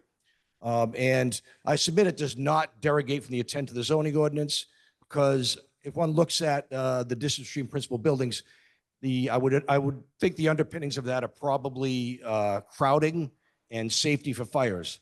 So this would not derogate from the intent of the ordinance because, first of all, it's a pool, it's an in-ground pool, it does not protrude up at all, so no crowding issue. Second of all, you probably want a pool as close to the house as possible if there's a fire. So, although a pool is technically a structure and is technically subject to this requirement, I don't think this was intended to apply to a situation like this. So it's not the type of structure that I think was a reason for that 20-foot requirement. So I think it can be allowed without derogating for the intent of the zoning ordinance. And it does comply with the 30-foot setback from the street. It does comply in that it's not closer to the street than the existing structure. It's just that one dimensional requirement that is needed to a variance for of 12 feet. So I'd submit the variance should issue for that reason. As far as the modification of the variance, under our ordinance, section 1.7.4, existing variances may be modified by this board, provided that the interests of the neighborhood and the city are not impaired, but only after notice and cause shown. So here, obviously, there's notice, and I would say that the increase of 3% is rather de minimis. We're going from a 3.8% variance to a 6.8% variance. The property is either surrounded by, the pool is either surrounded by streets or the mother's lot. So it's not going to really impact anybody whatsoever, that additional 3% of lot coverage. And again, the lot coverage could be a result of, the requirement could be a result of drainage. It could be a result of crowding. Same thing applies here. It's an in-ground pool. So arguably that may not have been one of the structures contemplated by the lot coverage requirement. Also, it is, I think good cause is shown for this. A good cause is defined as a valid and justifiable reason for something. This is not a situation where the petitioner says, oh, I decided I want a pool, I'm going to go back to the zoning board. That would be that's a bit of a waste of resources of this board. It was a result of a genuine mistake between myself and my client on communication. There were a lot of parties involved, a lot of plans back and forth. So I think that's good cause. This is something that she originally wanted to include in the original petition. I misunderstood her. I'm falling on the sword as a result of that. For that reason, I think good cause is shown. So I'd ask that the variance be modified for lot coverage by 3%. Thank you. Thank you. Yeah, we may implement a 5-time application per lot. Any questions up front? Public testimony, anyone in favor of the application? Please come forward or raise your hand. Anyone in favor? Seeing none, is there anyone in opposition to the application?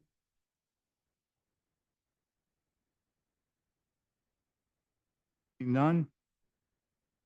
Discussion or motion? I can make a motion if you want.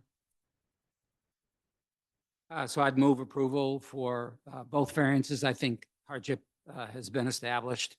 And I would agree with his comments about the in-ground pool. Kind of hard to believe that that's really what would be envisioned with distance between structures, even though a pool is considered a structure. I would want my pool sort of close to the pool house, not 20 feet away. So I'd move approval for both variances for the reasons stated and write us a good report, please. Second. Motion made and seconded. Roll call. Ms. Norton, Yes. Mr. Nyman, Yes. Mr. Canavo, Yes. Mr. Gelati, Yes. Mr. Wilson. Yes. Our decision's favorable. Appreciate a draft. You're happy to do that. Okay. For the stay last right there time. On this one. On this lot. Okay, our next application is the application of Thomas Schmidt for a special permit of variance to allow access to a lot other than over its frontage at 22 rear Eastern Point Road. See if I can, oh, there we go. Okay, so again, Sal Frontiero, 46 Middle Street for Tom Schmidt as trustee of the Barbara Balistraci Revocable Trust. Mr. Schmidt is here with me, as is Dan Ottenheimer, the project engineer.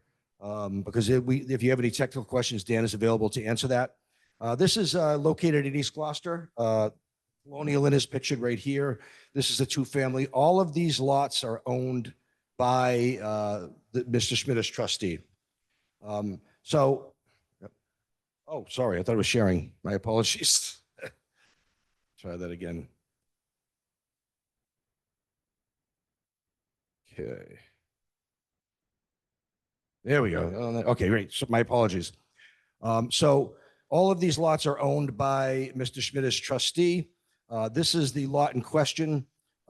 If you see these red lines here, those are lot line configurations that we want to undertake to make every lot compliant. It won't render any structures or lots non-compliant. Now you'll see up here that the parcel does have sufficient frontage on Ledge Lane, but what the issue is, it's a stream that cuts it off. So Mr. Schmidt examined the possibility of doing a wetlands crossing there. It was rather cost prohibitive. And as Mr. Ottenheimer could testify, the Conservation Commission doesn't really like wetlands crossings, and they will not grant them if there's another reasonable alternative. So I submit here, we do have another reasonable alternative, which would be to access through Ledge Lane. Now, obviously, if the release is granted, I would think there'd be a condition that we do get the lot lines Need to reconfigured. access through Eastern Point Road. Yes, you can see it. No, So you this- said Ledge Lane. Oh, my apologies. Eastern Point Road, my apologies. Make sure I understand. Yeah, thank you. As you can see, the gray area is the existing driveway and the red is the added driveway. And as a condition to the relief, we would need to go to the planning board for a Form A approval to reconfigure the lot line. So I think that should be a condition if this board is inclined to allow the relief. And also, I think the intensity of the use of that driveway does affect whether it is adequate for access. So I think the board should know that we are willing to limit this to no more than a two-family. Your analysis might be different if it's a three-family, which could be done by special permit. Obviously, anything larger than that, that's not a large enough lot. But it could be up to three. The intention is a single or a two. And Mr. Schmidt has not yet decided whether or not he's going to sell it or build it himself. And as far as the intent of the zoning ordinance here, it would be to provide adequate room for emergency vehicles and whatnot. So that's why you have your frontage requirement. I submit that could be met here because the way going in, the driveway going in as proposed to be expanded is plenty wide enough. And as Dan could also testify to, when you get a building permit, you have to show the fire department that you have adequate access. You know, a lot of times they'll require a hammerhead turnaround or the like. So some of that will be taken care of when we get to that stage. We didn't show a house here. We didn't show a driveway. I think when we didn't show the driveway in the lot, I think when you were looking at a setback variance, it's important to have elevations, the exact location, and that type of thing. I don't think the same concerns are there for a frontage variance. It suffices to say that whatever's built there will be compliant with the setbacks. So I think that obviates the need to see elevations because we are at this point unsure of whether or not we're going to, sell it, build a single or build a two here. So I think that the variance standard is clearly been on hardship. I mean, this is a classic hardship and it's a financial one, but it can be a financial one if it's directly related to the soil topography and conditions like that or shape. Here, the hardship is directly related to the fact that there's a stream. So the financial hardship does qualify as a hardship in this situation. And I think we've demonstrated that it's obviously unique. I'm sure there's not a lot of lots in the area that have a stream cutting off frontage. And I think we've demonstrated also that we're not derogating from the intent of the zoning ordinance due to the fact that we're providing a much wider driveway that'll be adequate for emergency vehicles. And also the fact that it'll be subject to approval of the fire department when a building permit is issued. I should also mention that the lot through which it goes is a two-family now. So the beginning of it would serve a two-family, and then at the end, it would also serve a two-family. So for those reasons, I'd ask that the variance issue. Thank you. So you're redrawing these lines would create a legitimate lot. How about the lot in the back? Is that gonna? That has a house on it already. It's a house lot already? Yeah.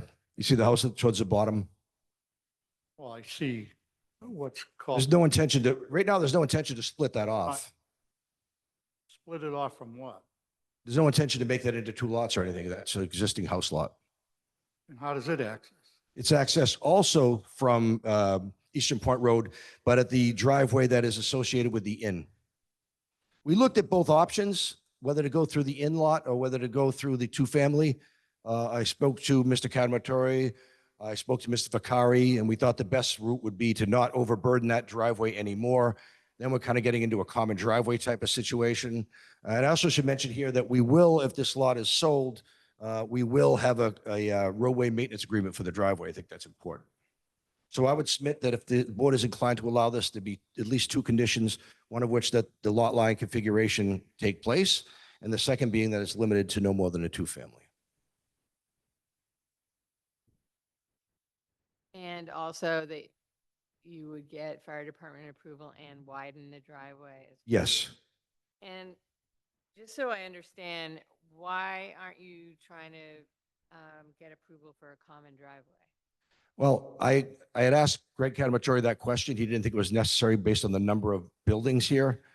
He did think it gets a little closer to that if we go through the other driveway, because that would serve 3 different buildings. But I did specifically ask Greg Catamatore that question because the planning board has jurisdiction for common driveway special permits, and he felt that the variance acts a lot by means other than the frontage was all the relief that was necessary. But in the spirit of a common driveway, we are willing to condition it also that if it is sold, that a common driveway maintenance agreement be recorded. That would be normally one of the requirements for a common driveway. Okay, any other questions at this point? We'll take testimony. If anyone wishing to speak in favor of the application, please come forward. Raise your hand if you're on Zoom. Anyone in favor?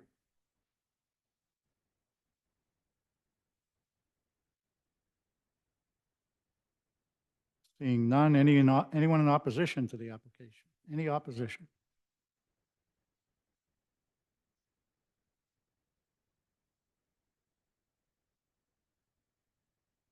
No one there. Also, will close public testimony.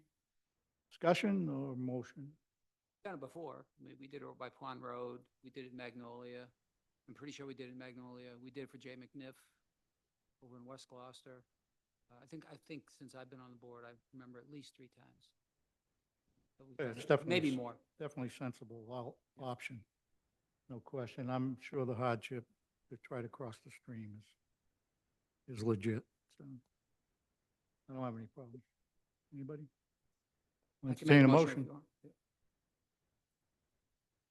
want. Application of Thomas for a permit and, no, for Variance. variance to all access to a lot other than over its own frontage at 22 Rear Eastern Point Road.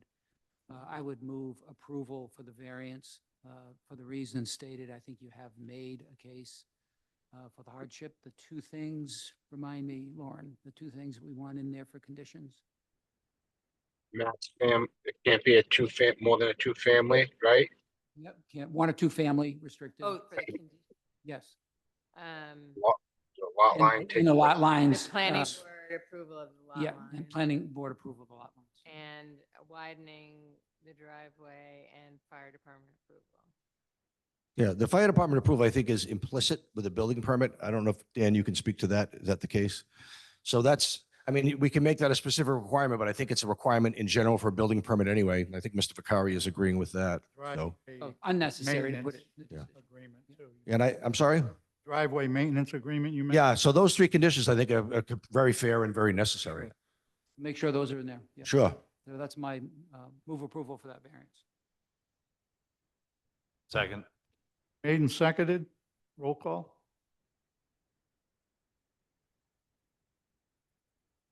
Mr. Canavo, Yes, for the variance and conditions. Mr. Nyman, Yes. Miss Norton, Yes. Mr. Gelati, Yes. Mr. Parisi. Yes. Heard that decision's favorable. Be happy to draft a decision. Thank you. Okay, 2 hearings left, and at the request of the applicant, we're going to switch the order here. The application of Philip and Sharon Giacalone for a special permit and/or variance to convert a 2-family to a 3-family at 19 Church Street. Attorney Favaz. Good evening. I need to come in as a panelist. Sorry, guys. No, it's okay. I didn't raise my hand.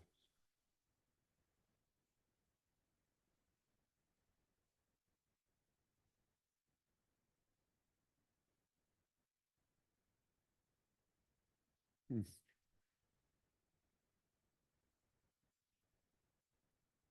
I there?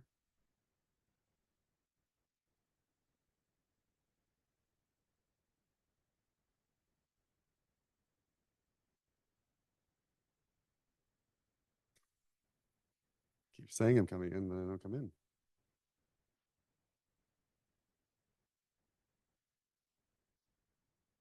Join as panelist.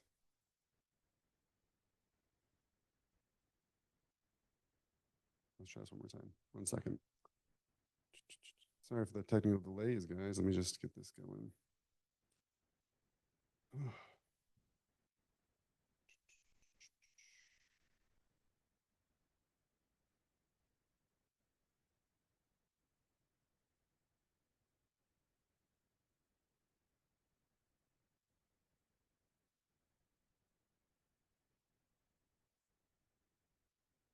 right, I'm back in. Do you see me? Join as panelist. There we go. Thank you.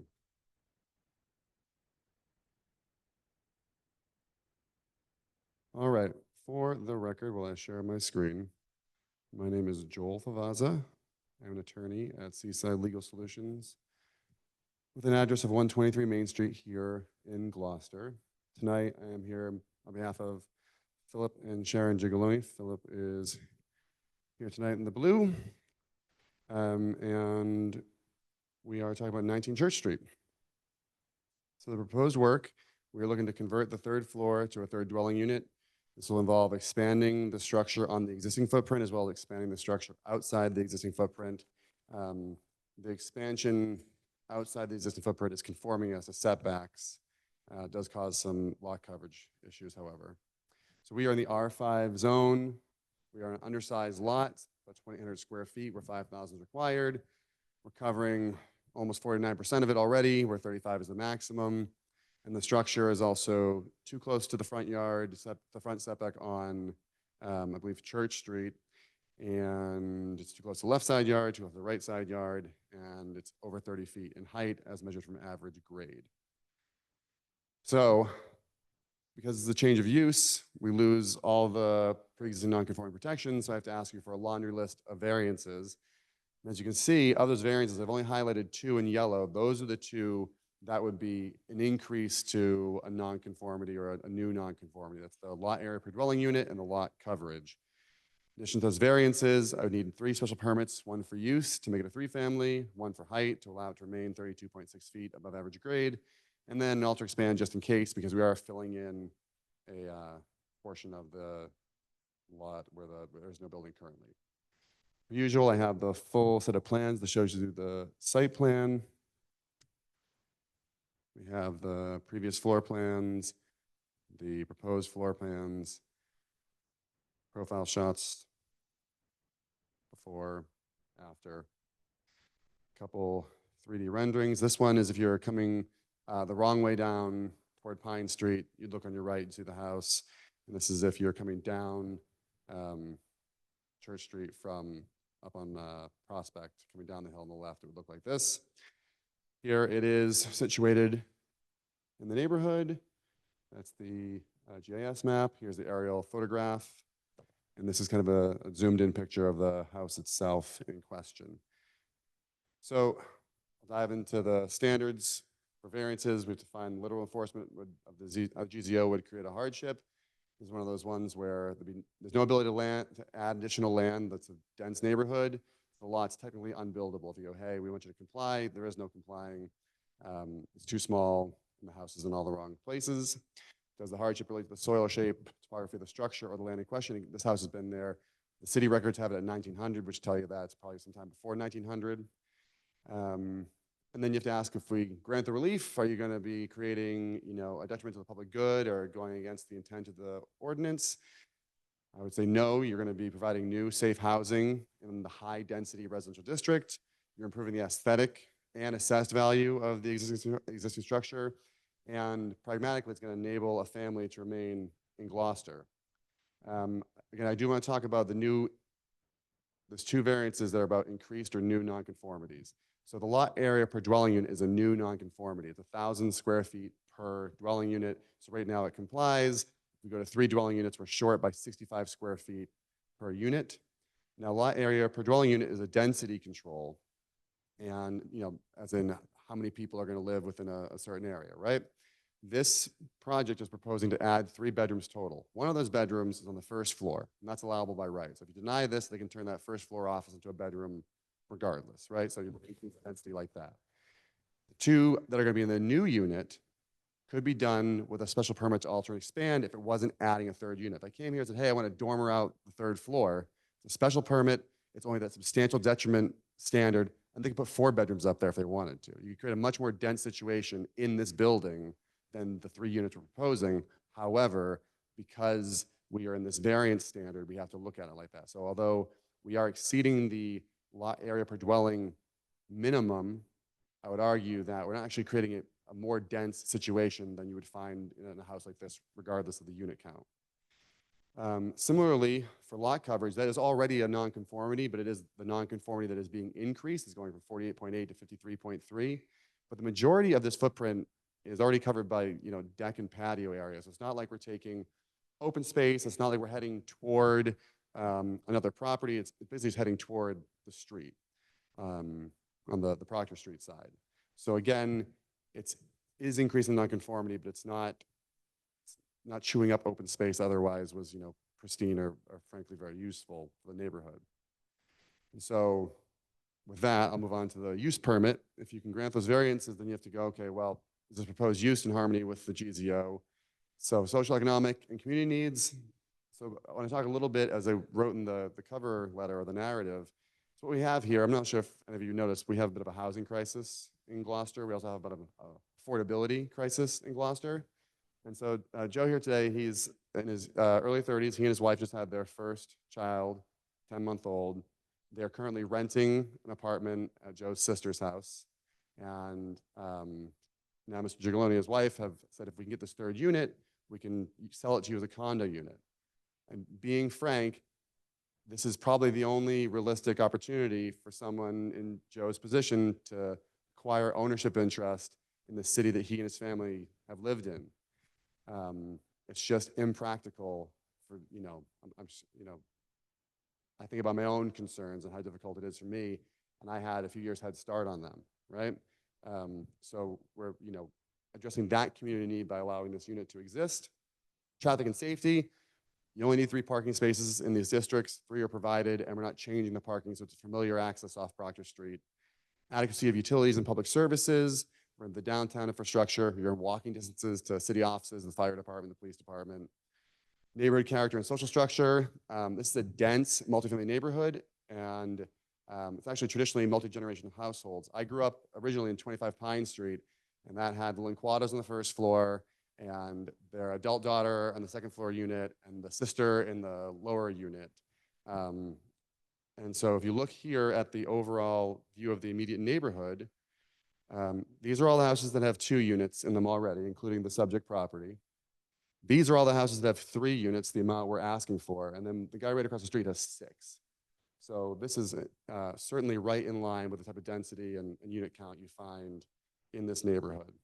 Again, that one bottom left was my old house. Quality of the natural environment, it's a developed lot. We're not going to make any change there. Fiscal impact, one of those win-wins. The city gets to increase the value of the existing units, gets to have a new growth piece of revenue from the new unit. And then the fiscal impact to the family, as I mentioned earlier, this is, the viable way in which they become homeowners in their hometown, before the age of 50. And vulnerability to flood impacts, we're not in a flood zone, so we're good to go there. Moving on to the height permit, you have to find the heights consistent with the neighborhood character, not detrimental to the neighborhood because of obstruction of views, overshadowing. First off, there's no actual increase in the height.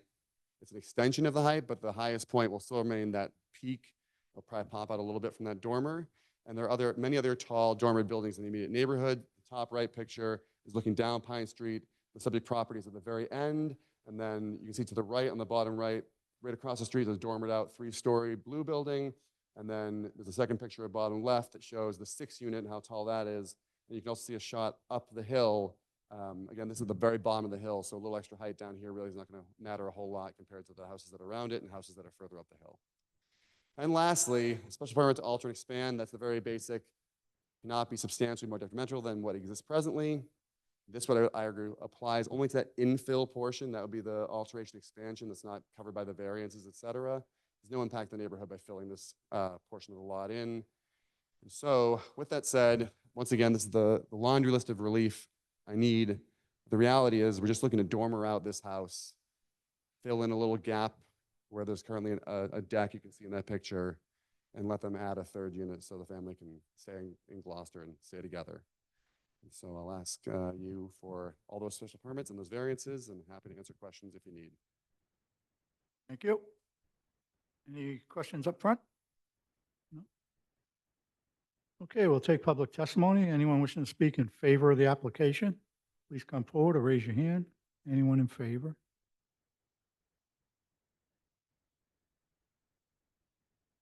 Seeing none, is there any opposition to the application? Anyone wishing to speak in opposition?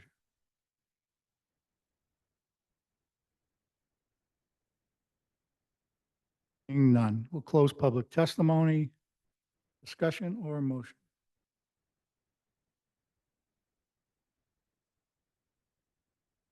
No.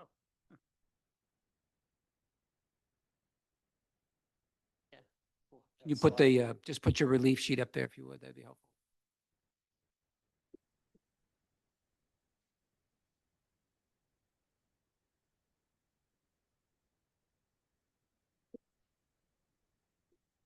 I was gonna say that was hard to follow. In terms of repeating it. I'm going to make this motion. You can if you want. Sure. Move to the, oh, sorry. Application of Philip and Sharon Giacalone for a special permit and variances to convert a two-family to a three-family at 19 Church Street, map 15, lot 26. Specifically, the variances under 1.7 for lot area per dwelling unit, front yard, right side yard, left side yard, lot coverage as set forth in the application, as well as a special permit under 1.8.3 to conversion to a three-family, and a special permit to exceed the height limitations under 3.1.6A, and a special permit to alter and expand under 2.4.3. Do we need to state the, okay. So move. Motion made. Yeah, I'm going to second all of those motions. I think good arguments have been made throughout. Motion made and seconded on a listing of variances and special permits. Roll call vote. Mr. Nyman, Yes, for all the relief requested. Ms. Norton, Yes. Mr. Canava, Yes. Mr. Gelati, Yes. Mr. Parisi. I also vote yes. You've heard a decision. Appreciate a draft. Thank you. Okay, our last hearing of the evening is the application of Karen and Vincent Tibbetts appealing a decision of the building commissioner at 12 and 12A Watson Street.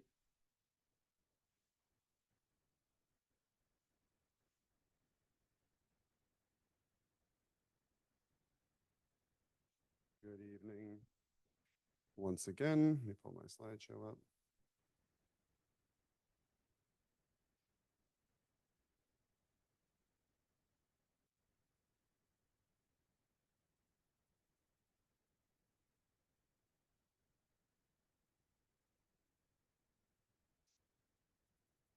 For the record, my name is Joel Favaza. I'm an attorney at Seaside Legal Solutions with an address of 123 Main Street in Gloucester.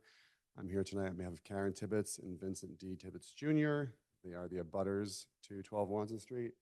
Mr. Tibbetts is here in the audience this evening. Karen could not be here. Quick background. In 2023, the owners of 12 Watson Street sought to renovate and expand their house. There's a building permit issued on 4/18/23. Reviewing the file, I believe that should not have been issued to begin with. There were zoning issues apparent in the plans. There's also FEMA floodplain code violations. Want to be clear that those are not before us tonight. I did not cite those in my letter, and the building inspector did not respond to those. So I'm going to move past that, the FEMA stuff. The owners got permission from my clients to erect the fence several feet onto 14 Watson. It's a tight neighborhood, and they said, if we put this fence up, we can keep the construction activity from spilling into your lot. So the fence was put up, and it was maintained throughout the construction. Toward the end of 24, the rebuild was completed. A flagpole was erected without a permit. The fence comes down, and the Tibbetts family discovers encroachments, and they seek enforcement from the building department. There's a violation notice sent from the building inspector to the owners of 12 Watson, citing an exhaust vent not on their property. Gave them until January 21st, 2025 to correct. Also said if this is not corrected, there'll be a $300 per violation per day fine assessed. The violation was not corrected. The Tibbetts dug further in and sent a letter on June 2nd covering all the violations that we were able to discern, minus the FEMA violation, which was not part of the letter. And the building inspector provided a written response on 6/17 saying no further action was to be taken on the 4 issues. The ongoing violations as we see them are 1, the HVAC vents. There are 2 vents that still exist. The intake appears to still be active. It's understanding the exhaust has been disconnected and rerouted to the chimney, which is appreciated, but the actual pipes still remain. There has been discussion about having them removed. It has not gone anywhere, and I suspect it's because the intake is still active, so it's not a matter of just going over there and taking them off if they could. The second issue was light trespass. There's a flagpole and a rear porch light that shines into multiple windows all night at 14 Watson. And this violates the light trespass ordinance. Third is the flagpole itself. The flagpole meets the definition of structure for the GZO. It was never permitted, and it could not be permitted due to the placement and the height. And 4, the house rebuild itself, it never received the requisite ZBA relief. It encroaches over a shared property line, and that violates FEMA floodplain code. So the first one, the HVAC pipes. This is a instrument survey done by Hancock, and you'll see that it notes the end of the 3.5 PVC vent is 0.9 feet over the property line.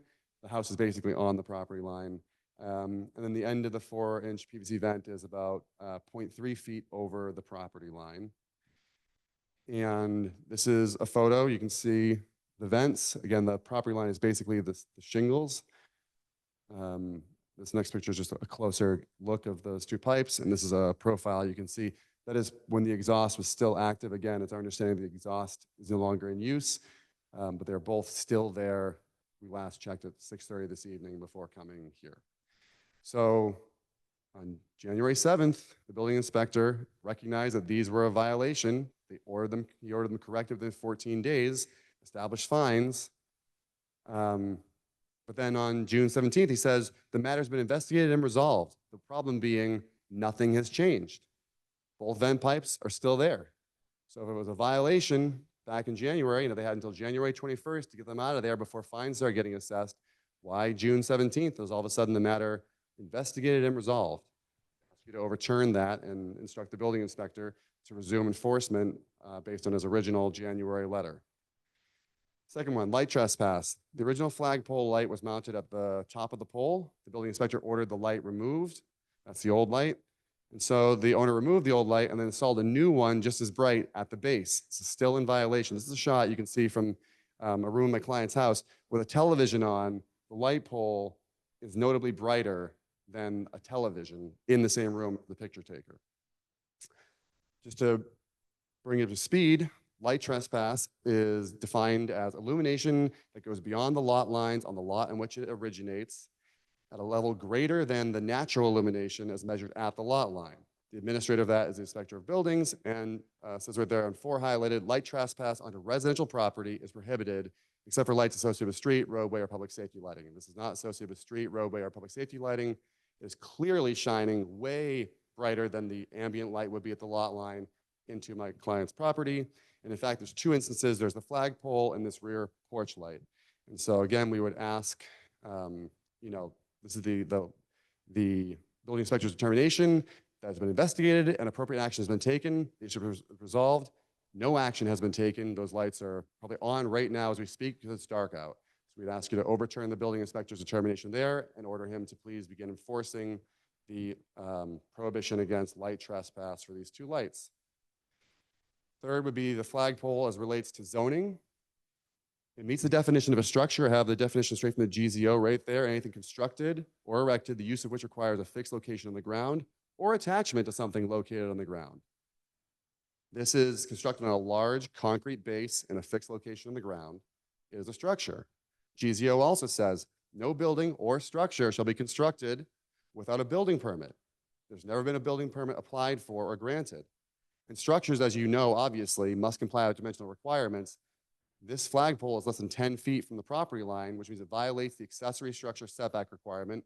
And because it's more than 12 feet tall, it actually violates this accessory structure maximum height allowance, which you either have to comply with or then comply with principal building setbacks and push it even further.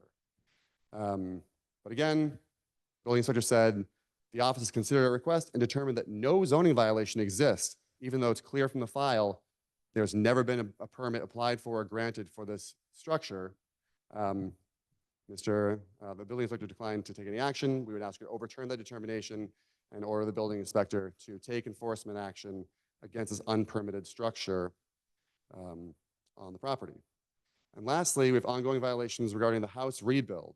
So the previous structure was expanded as part of the 23-24 rebuild. This is the site plan filed with the building permit that shows proposed addition in red and the proposed expanded deck. So it was, it was clear that, to the credit of the neighbor, they were very clear they were going to be expanding this building. However, and this is the photo showing the before and the after. Under 244 of the GZO, a building inspector can make a determination if you're going to expand a structure but not increase the nonconformity. The building inspector can make the determination if it's going to be substantially detrimental or not, if it's a conforming house on a non-conforming lot, or if it's a non-conforming house on a conforming lot. But he cannot make the determination if the house and the lot are non-conforming. You have to come to the ZBA. This should have been sent to the ZBA before the building permit was issued. It wasn't. Separately, the previous structure existed pursuant to a variance granted in 1972. The right side yard relief allows a 2.5-foot setback, so a little bump out in the front. GZO 174 only allows a modification of a variance after a public hearing with the ZBA. No public hearing was held. So again, this building permit never should have been issued to begin with. And the zoning violations are still there. They've never modified the variance, and this has never received any relief by way of a special permit to alter or expand. Nevertheless, regarding the deck and house located in 12 Watson, the office reviewed the building permit application and building file and declines to take any enforcement actions. So once again, I would ask you to please overturn the determination and order the building inspector to seek enforcement of the GZO related to the house rebuild and the zoning implications thereof. Lastly, I just want to be clear what is or is not before the board tonight. All you're tasked with this evening is reviewing Mr. Vicari's letter, applying the relevant ordinance provisions, and determining whether you're going to uphold or overturn his determinations. You are not tasked tonight with determining whether you would grant the relief if requested. You're only asked whether relief should be requested. And additionally, you're not tasked with refereeing the ongoing dispute between the property owners at 12 and 14 Watson Street. I'm not here to disparage anybody. I don't want to get into that. There's obviously some bad blood out there right now. This is about the letter that Mr. Vicari wrote and whether or not those 4 items he declined to take action on need to be overturned or upheld by this board based on what's before you and the relevant ordinances.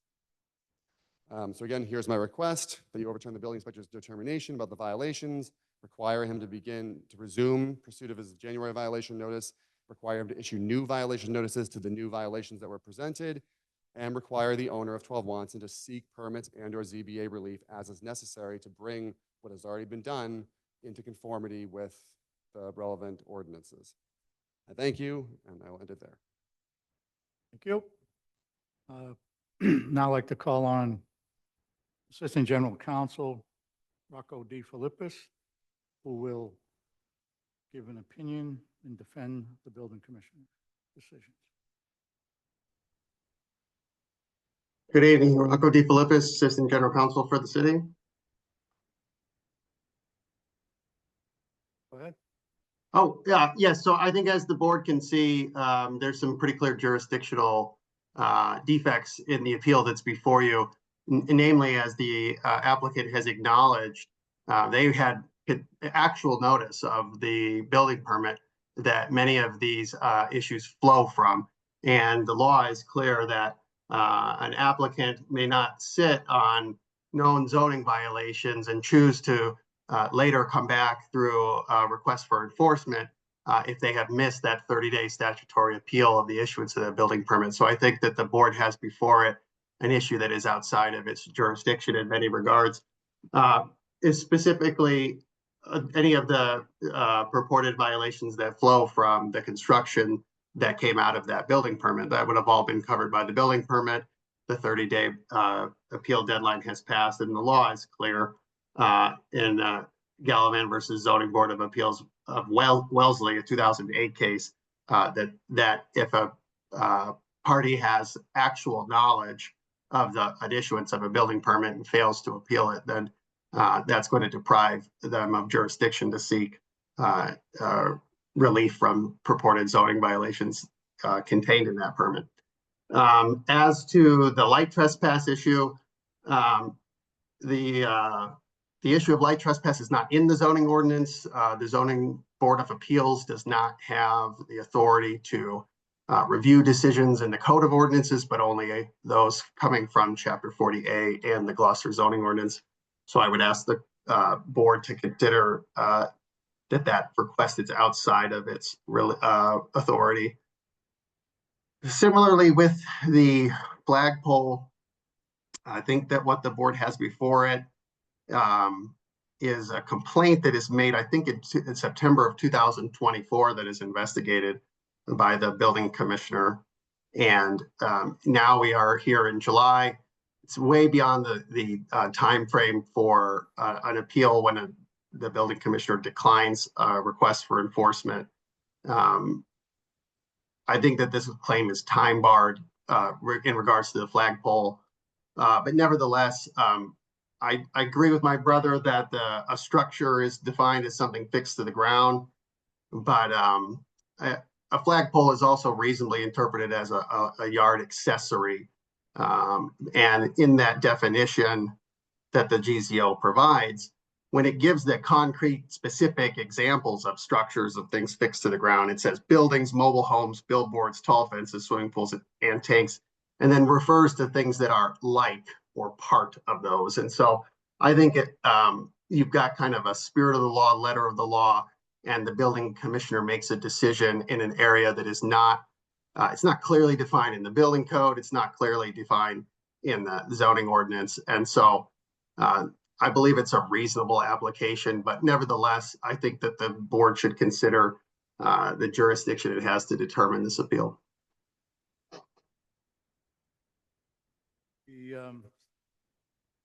There was another issue of request for imposition of fines. I think I did see that in the application. I didn't hear my brother address it in specifically in his request for relief.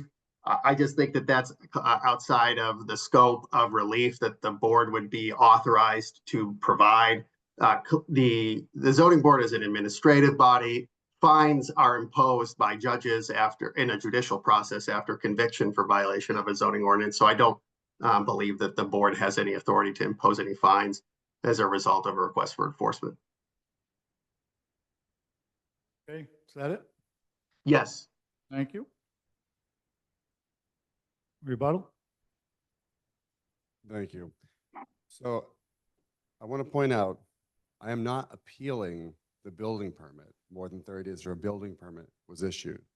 What I did was notify the building inspector of violations, and per 40A, these violations have 6 years because the flagpole is a 10-year, the flagpole is erected without a permit. So it's a 10-year window to bring it to the attention of the building department, for the building department to take action.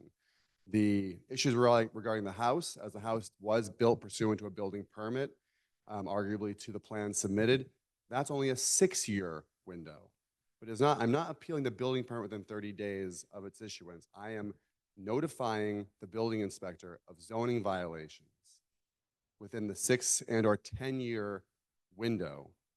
And I'm asking this board to say, hey, we need you to enforce the zoning ordinance. Just because the neighbor can't enact a private action to appeal the building permit anymore does not mean that we are okay as a zoning board with you allowing obvious and intentional zoning violations to persist after they are brought to your attention years before the deadline to enforce against them is over. If the board's gonna take the position that, hey, as long as no neighbor can privately sue about it, we don't care about zoning violations that shouldn't have occurred in the first place, that's a very different zoning board than I'm used to dealing with. If the zoning board is gonna say, hey, this ordinance is important, we hold everyone to the same standard, We understand mistakes can be made and that maybe these zoning violations were missed at the initial application phase. Nevertheless, they are required, now they've been brought to the attention, to be adjudicated. I know you're not a precedent-setting board. I'll give you a quick example. Some of you may remember this. Years ago, out in East Gloucester, got a building permit to build a large barn to store some cars. Building inspector at the time said, looks good, no relief needed. We are at the point of putting siding and windows on months and months and months down the road. Neighbor called up the inspector, said, hey, I think they need zoning relief. Building inspector looked at it again, said, oh, you know what? I was wrong. I shouldn't have issued that building permit. Put a stop work order on there and sent my client and me to this board to get relief for the building that had been under construction for 7 or 8 months. It's the same thing here. Again, the neighbor wasn't appealing the building permit, too late for that, but the neighbor alerted the building department to a zoning violation well within the 6 or 10 year span. And the building department said, hey, I can't pick and choose when I enforce the zoning ordinance and when I don't enforce the zoning ordinance based on convenience. I have to enforce the zoning ordinance. And they sent us to this board to take care of it. I'm asking you to instruct Mr. Vicari to do the same thing here. I don't care whose fault it is. There are zoning violations on that property. They need to be addressed. For all I know, they'll be here in two months with an application. You'll grant all the relief that's necessary and then everyone goes home. But that's the right way to fix this if that's the way it gets fixed. To say, hey, the neighbors can't sue about this, so just leave it alone. That's not the way this should work. And I ask you again to please overturn the building inspector, require him to enforce the code violations, require the neighbor to come before this board as needed for the relief for what has already been built out there. Thank you.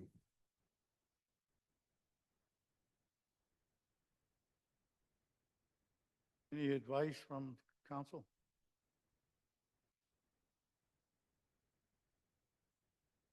You're Muted, Rocco. Rocco. You're muted. Sorry about that. I would just say to the board that this very issue that my brother just raised is the very heart of the Gallivan versus Zoning Board of Appeals of Wellesley case, where the court balanced this idea that there is this 30-day limited window to appeal a building permit versus the 6-year-long period to raise a zoning violation that occurs under a building permit. And the court weighed the equity of allowing an abutter to choose between those two paths, and it indicated that it's not the legislative purpose to give such a long period of time for someone to sit on a known zoning violation after someone has incurred the expense of construction. And the distinguishing component here with the example that my brother raised is that a building commissioner has a different legislative framework that he's operating under. It's not the same as for an abutter. The law is clear that an abutter may not, after they have actual notice of an issuance of a building permit, wait and then later bring a zoning enforcement action outside of that period of time. So I would just say that these issues regarding equity have been taken up and considered by the courts, and the holding of these cases are clear that the board would not have jurisdiction to hear this appeal. Thank you.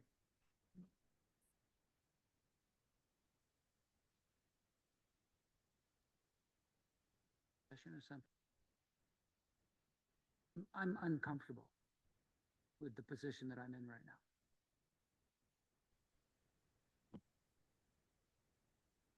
I don't know how we can do that on Zoom. Can I just ask a question, because it's getting late and getting tired, so maybe just this is for Attorney Filazza. The applicant, they filed this dispute. How long after? You're saying there's like a 6 or 10 year window. Was it within months or was it within years? I don't know. Maybe I'm missing. So Sure. the first time my clients raised the issue of the pipes was at the very end of 2020. Like, the occupancy permit was issued in December of 2024. The fence came down for the first time. My clients saw these pipes that had been constructed, and they complained immediately. And a violation notice was issued immediately. And then 14 days went, gone, no fines, no order, no nothing. And now the building inspector's position is, this is resolved. The pipes are there still. They haven't moved. And again, I'm not appealing the building permit. I get that. No, I get that. So that's the first one for me. And then the flagpole, again, what was the window? I'm just trying to connect the dots on, was this, done years later? Because obviously there's some internal issues going on and we can understand what's going on. But from a legal standpoint, I support your argument. I just need to understand some of the things that happened along the way for me to make that decision. So the pipe thing, I agree with you. I mean, as soon as the fence came down, they saw that. Obviously, it was a clear violation. The pipe should be removed. I mean, if I lived there and you're saying they're not operating, but who's to know if they will ever operate again? And then you're just pouring toxic fumes or whatever exhaust coming into your property. That one for me would be a big one. Again, the flagpole, what was timetable on that, Joel? The flagpole was constructed recently in connection with the renovation of the lot. And again, complaints were made initially. The building inspector took some action, said, hey, get that light off of there. We try it again and say, well, it's still too close. This thing comes down, it's going to take out my client's fence, it's going to land, my clients, their dogs, their children, their grandchildren, the bag, it's landing on them, right? And so we said, hey, we got to move this. We got an unofficial no. I'm not going to make them move that, which led to me having to write the letter, which then gives us the appeal. But again, I'm within my time for the letter. No, that's what I'm saying. Yeah, and this So again it is sound- if the city's position Hold is on, that not having a back and forth debate. if the city's position is Sorry. that this is not appealable, well, I'm sorry, but again, too late. I have an official letter from the building inspector on city letterhead telling me that if I disagree with these 4 points he's made, I can appeal this to you. So now show up and say, you can't appeal these. Excuse me. It says right, I'm not making this up. I'm reading what the City of Gloucester and Special Services Department letterhead signed by the building commissioner says that I have a right to appeal these 4 issues to this board. Here I am. I In a filed my timely application manner. timely. In a timely manner. Yeah, and I did. That letter was in January. No, June 17th. We didn't appeal the January letter because it said, get these pipes out of here. We said, great. Then they didn't. June 17th said, I'm not taking any action on these issues. You have, That's That when you sounds, gave- that sounds a pretty reasonable time for me. If it was years later, I'd be like, I don't know why we've been here, but I mean, this sounds all within a short span of time. Like, It's, I see it all the time, unfortunately. Yeah, sorry. the issue before us is, do we have jurisdiction? That's the issue. That's City council is saying we don't have jurisdiction. So why are we having this conversation? I Well, understand. he has a right to come before us. But we have to decide, If we do have jurisdiction or not. right? And, I mean, the advice we've been getting is that each element of the appeal is either untimely or falls outside of the ZBA's jurisdiction.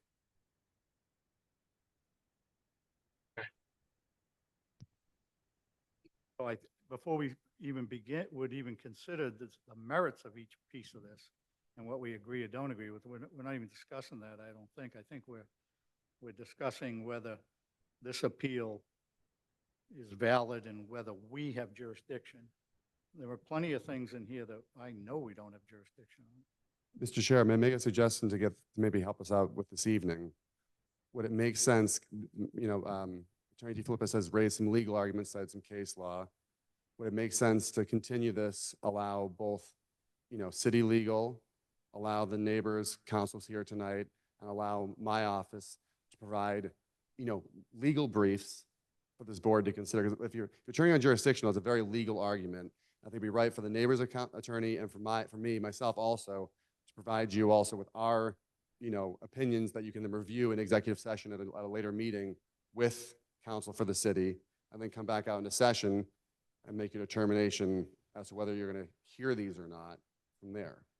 Yeah, I have no problem with that. Keep in mind, legal briefs would have to be submitted a week ahead, or we would have to automatically continue the next hearing if they weren't. So We can push it a month. keep that in mind. Yeah, let's push it a month. I like the continuance. Okay. Entertain a motion to continue the You allow appeal. this gentleman to speak or not? No, No. there's no standing. Put my paperwork away. Or not, you don't have standing to.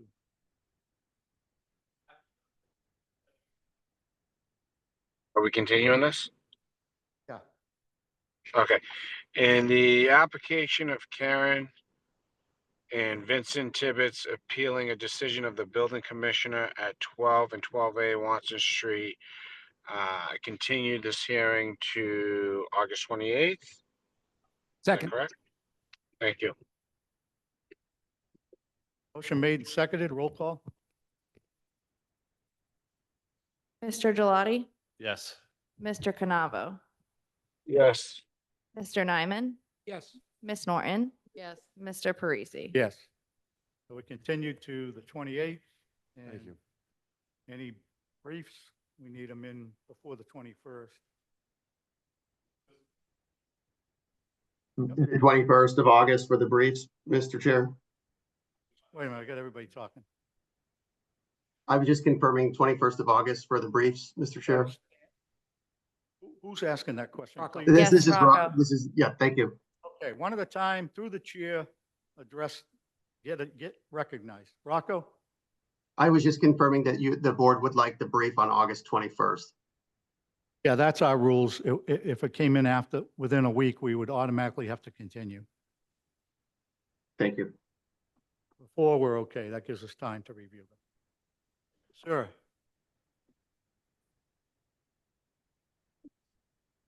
Wait, we gotta have it in the. Put that right recording. on your chin, sir. Put it right on your. Thank you. I should have seen that all night. My name is Paul Manise.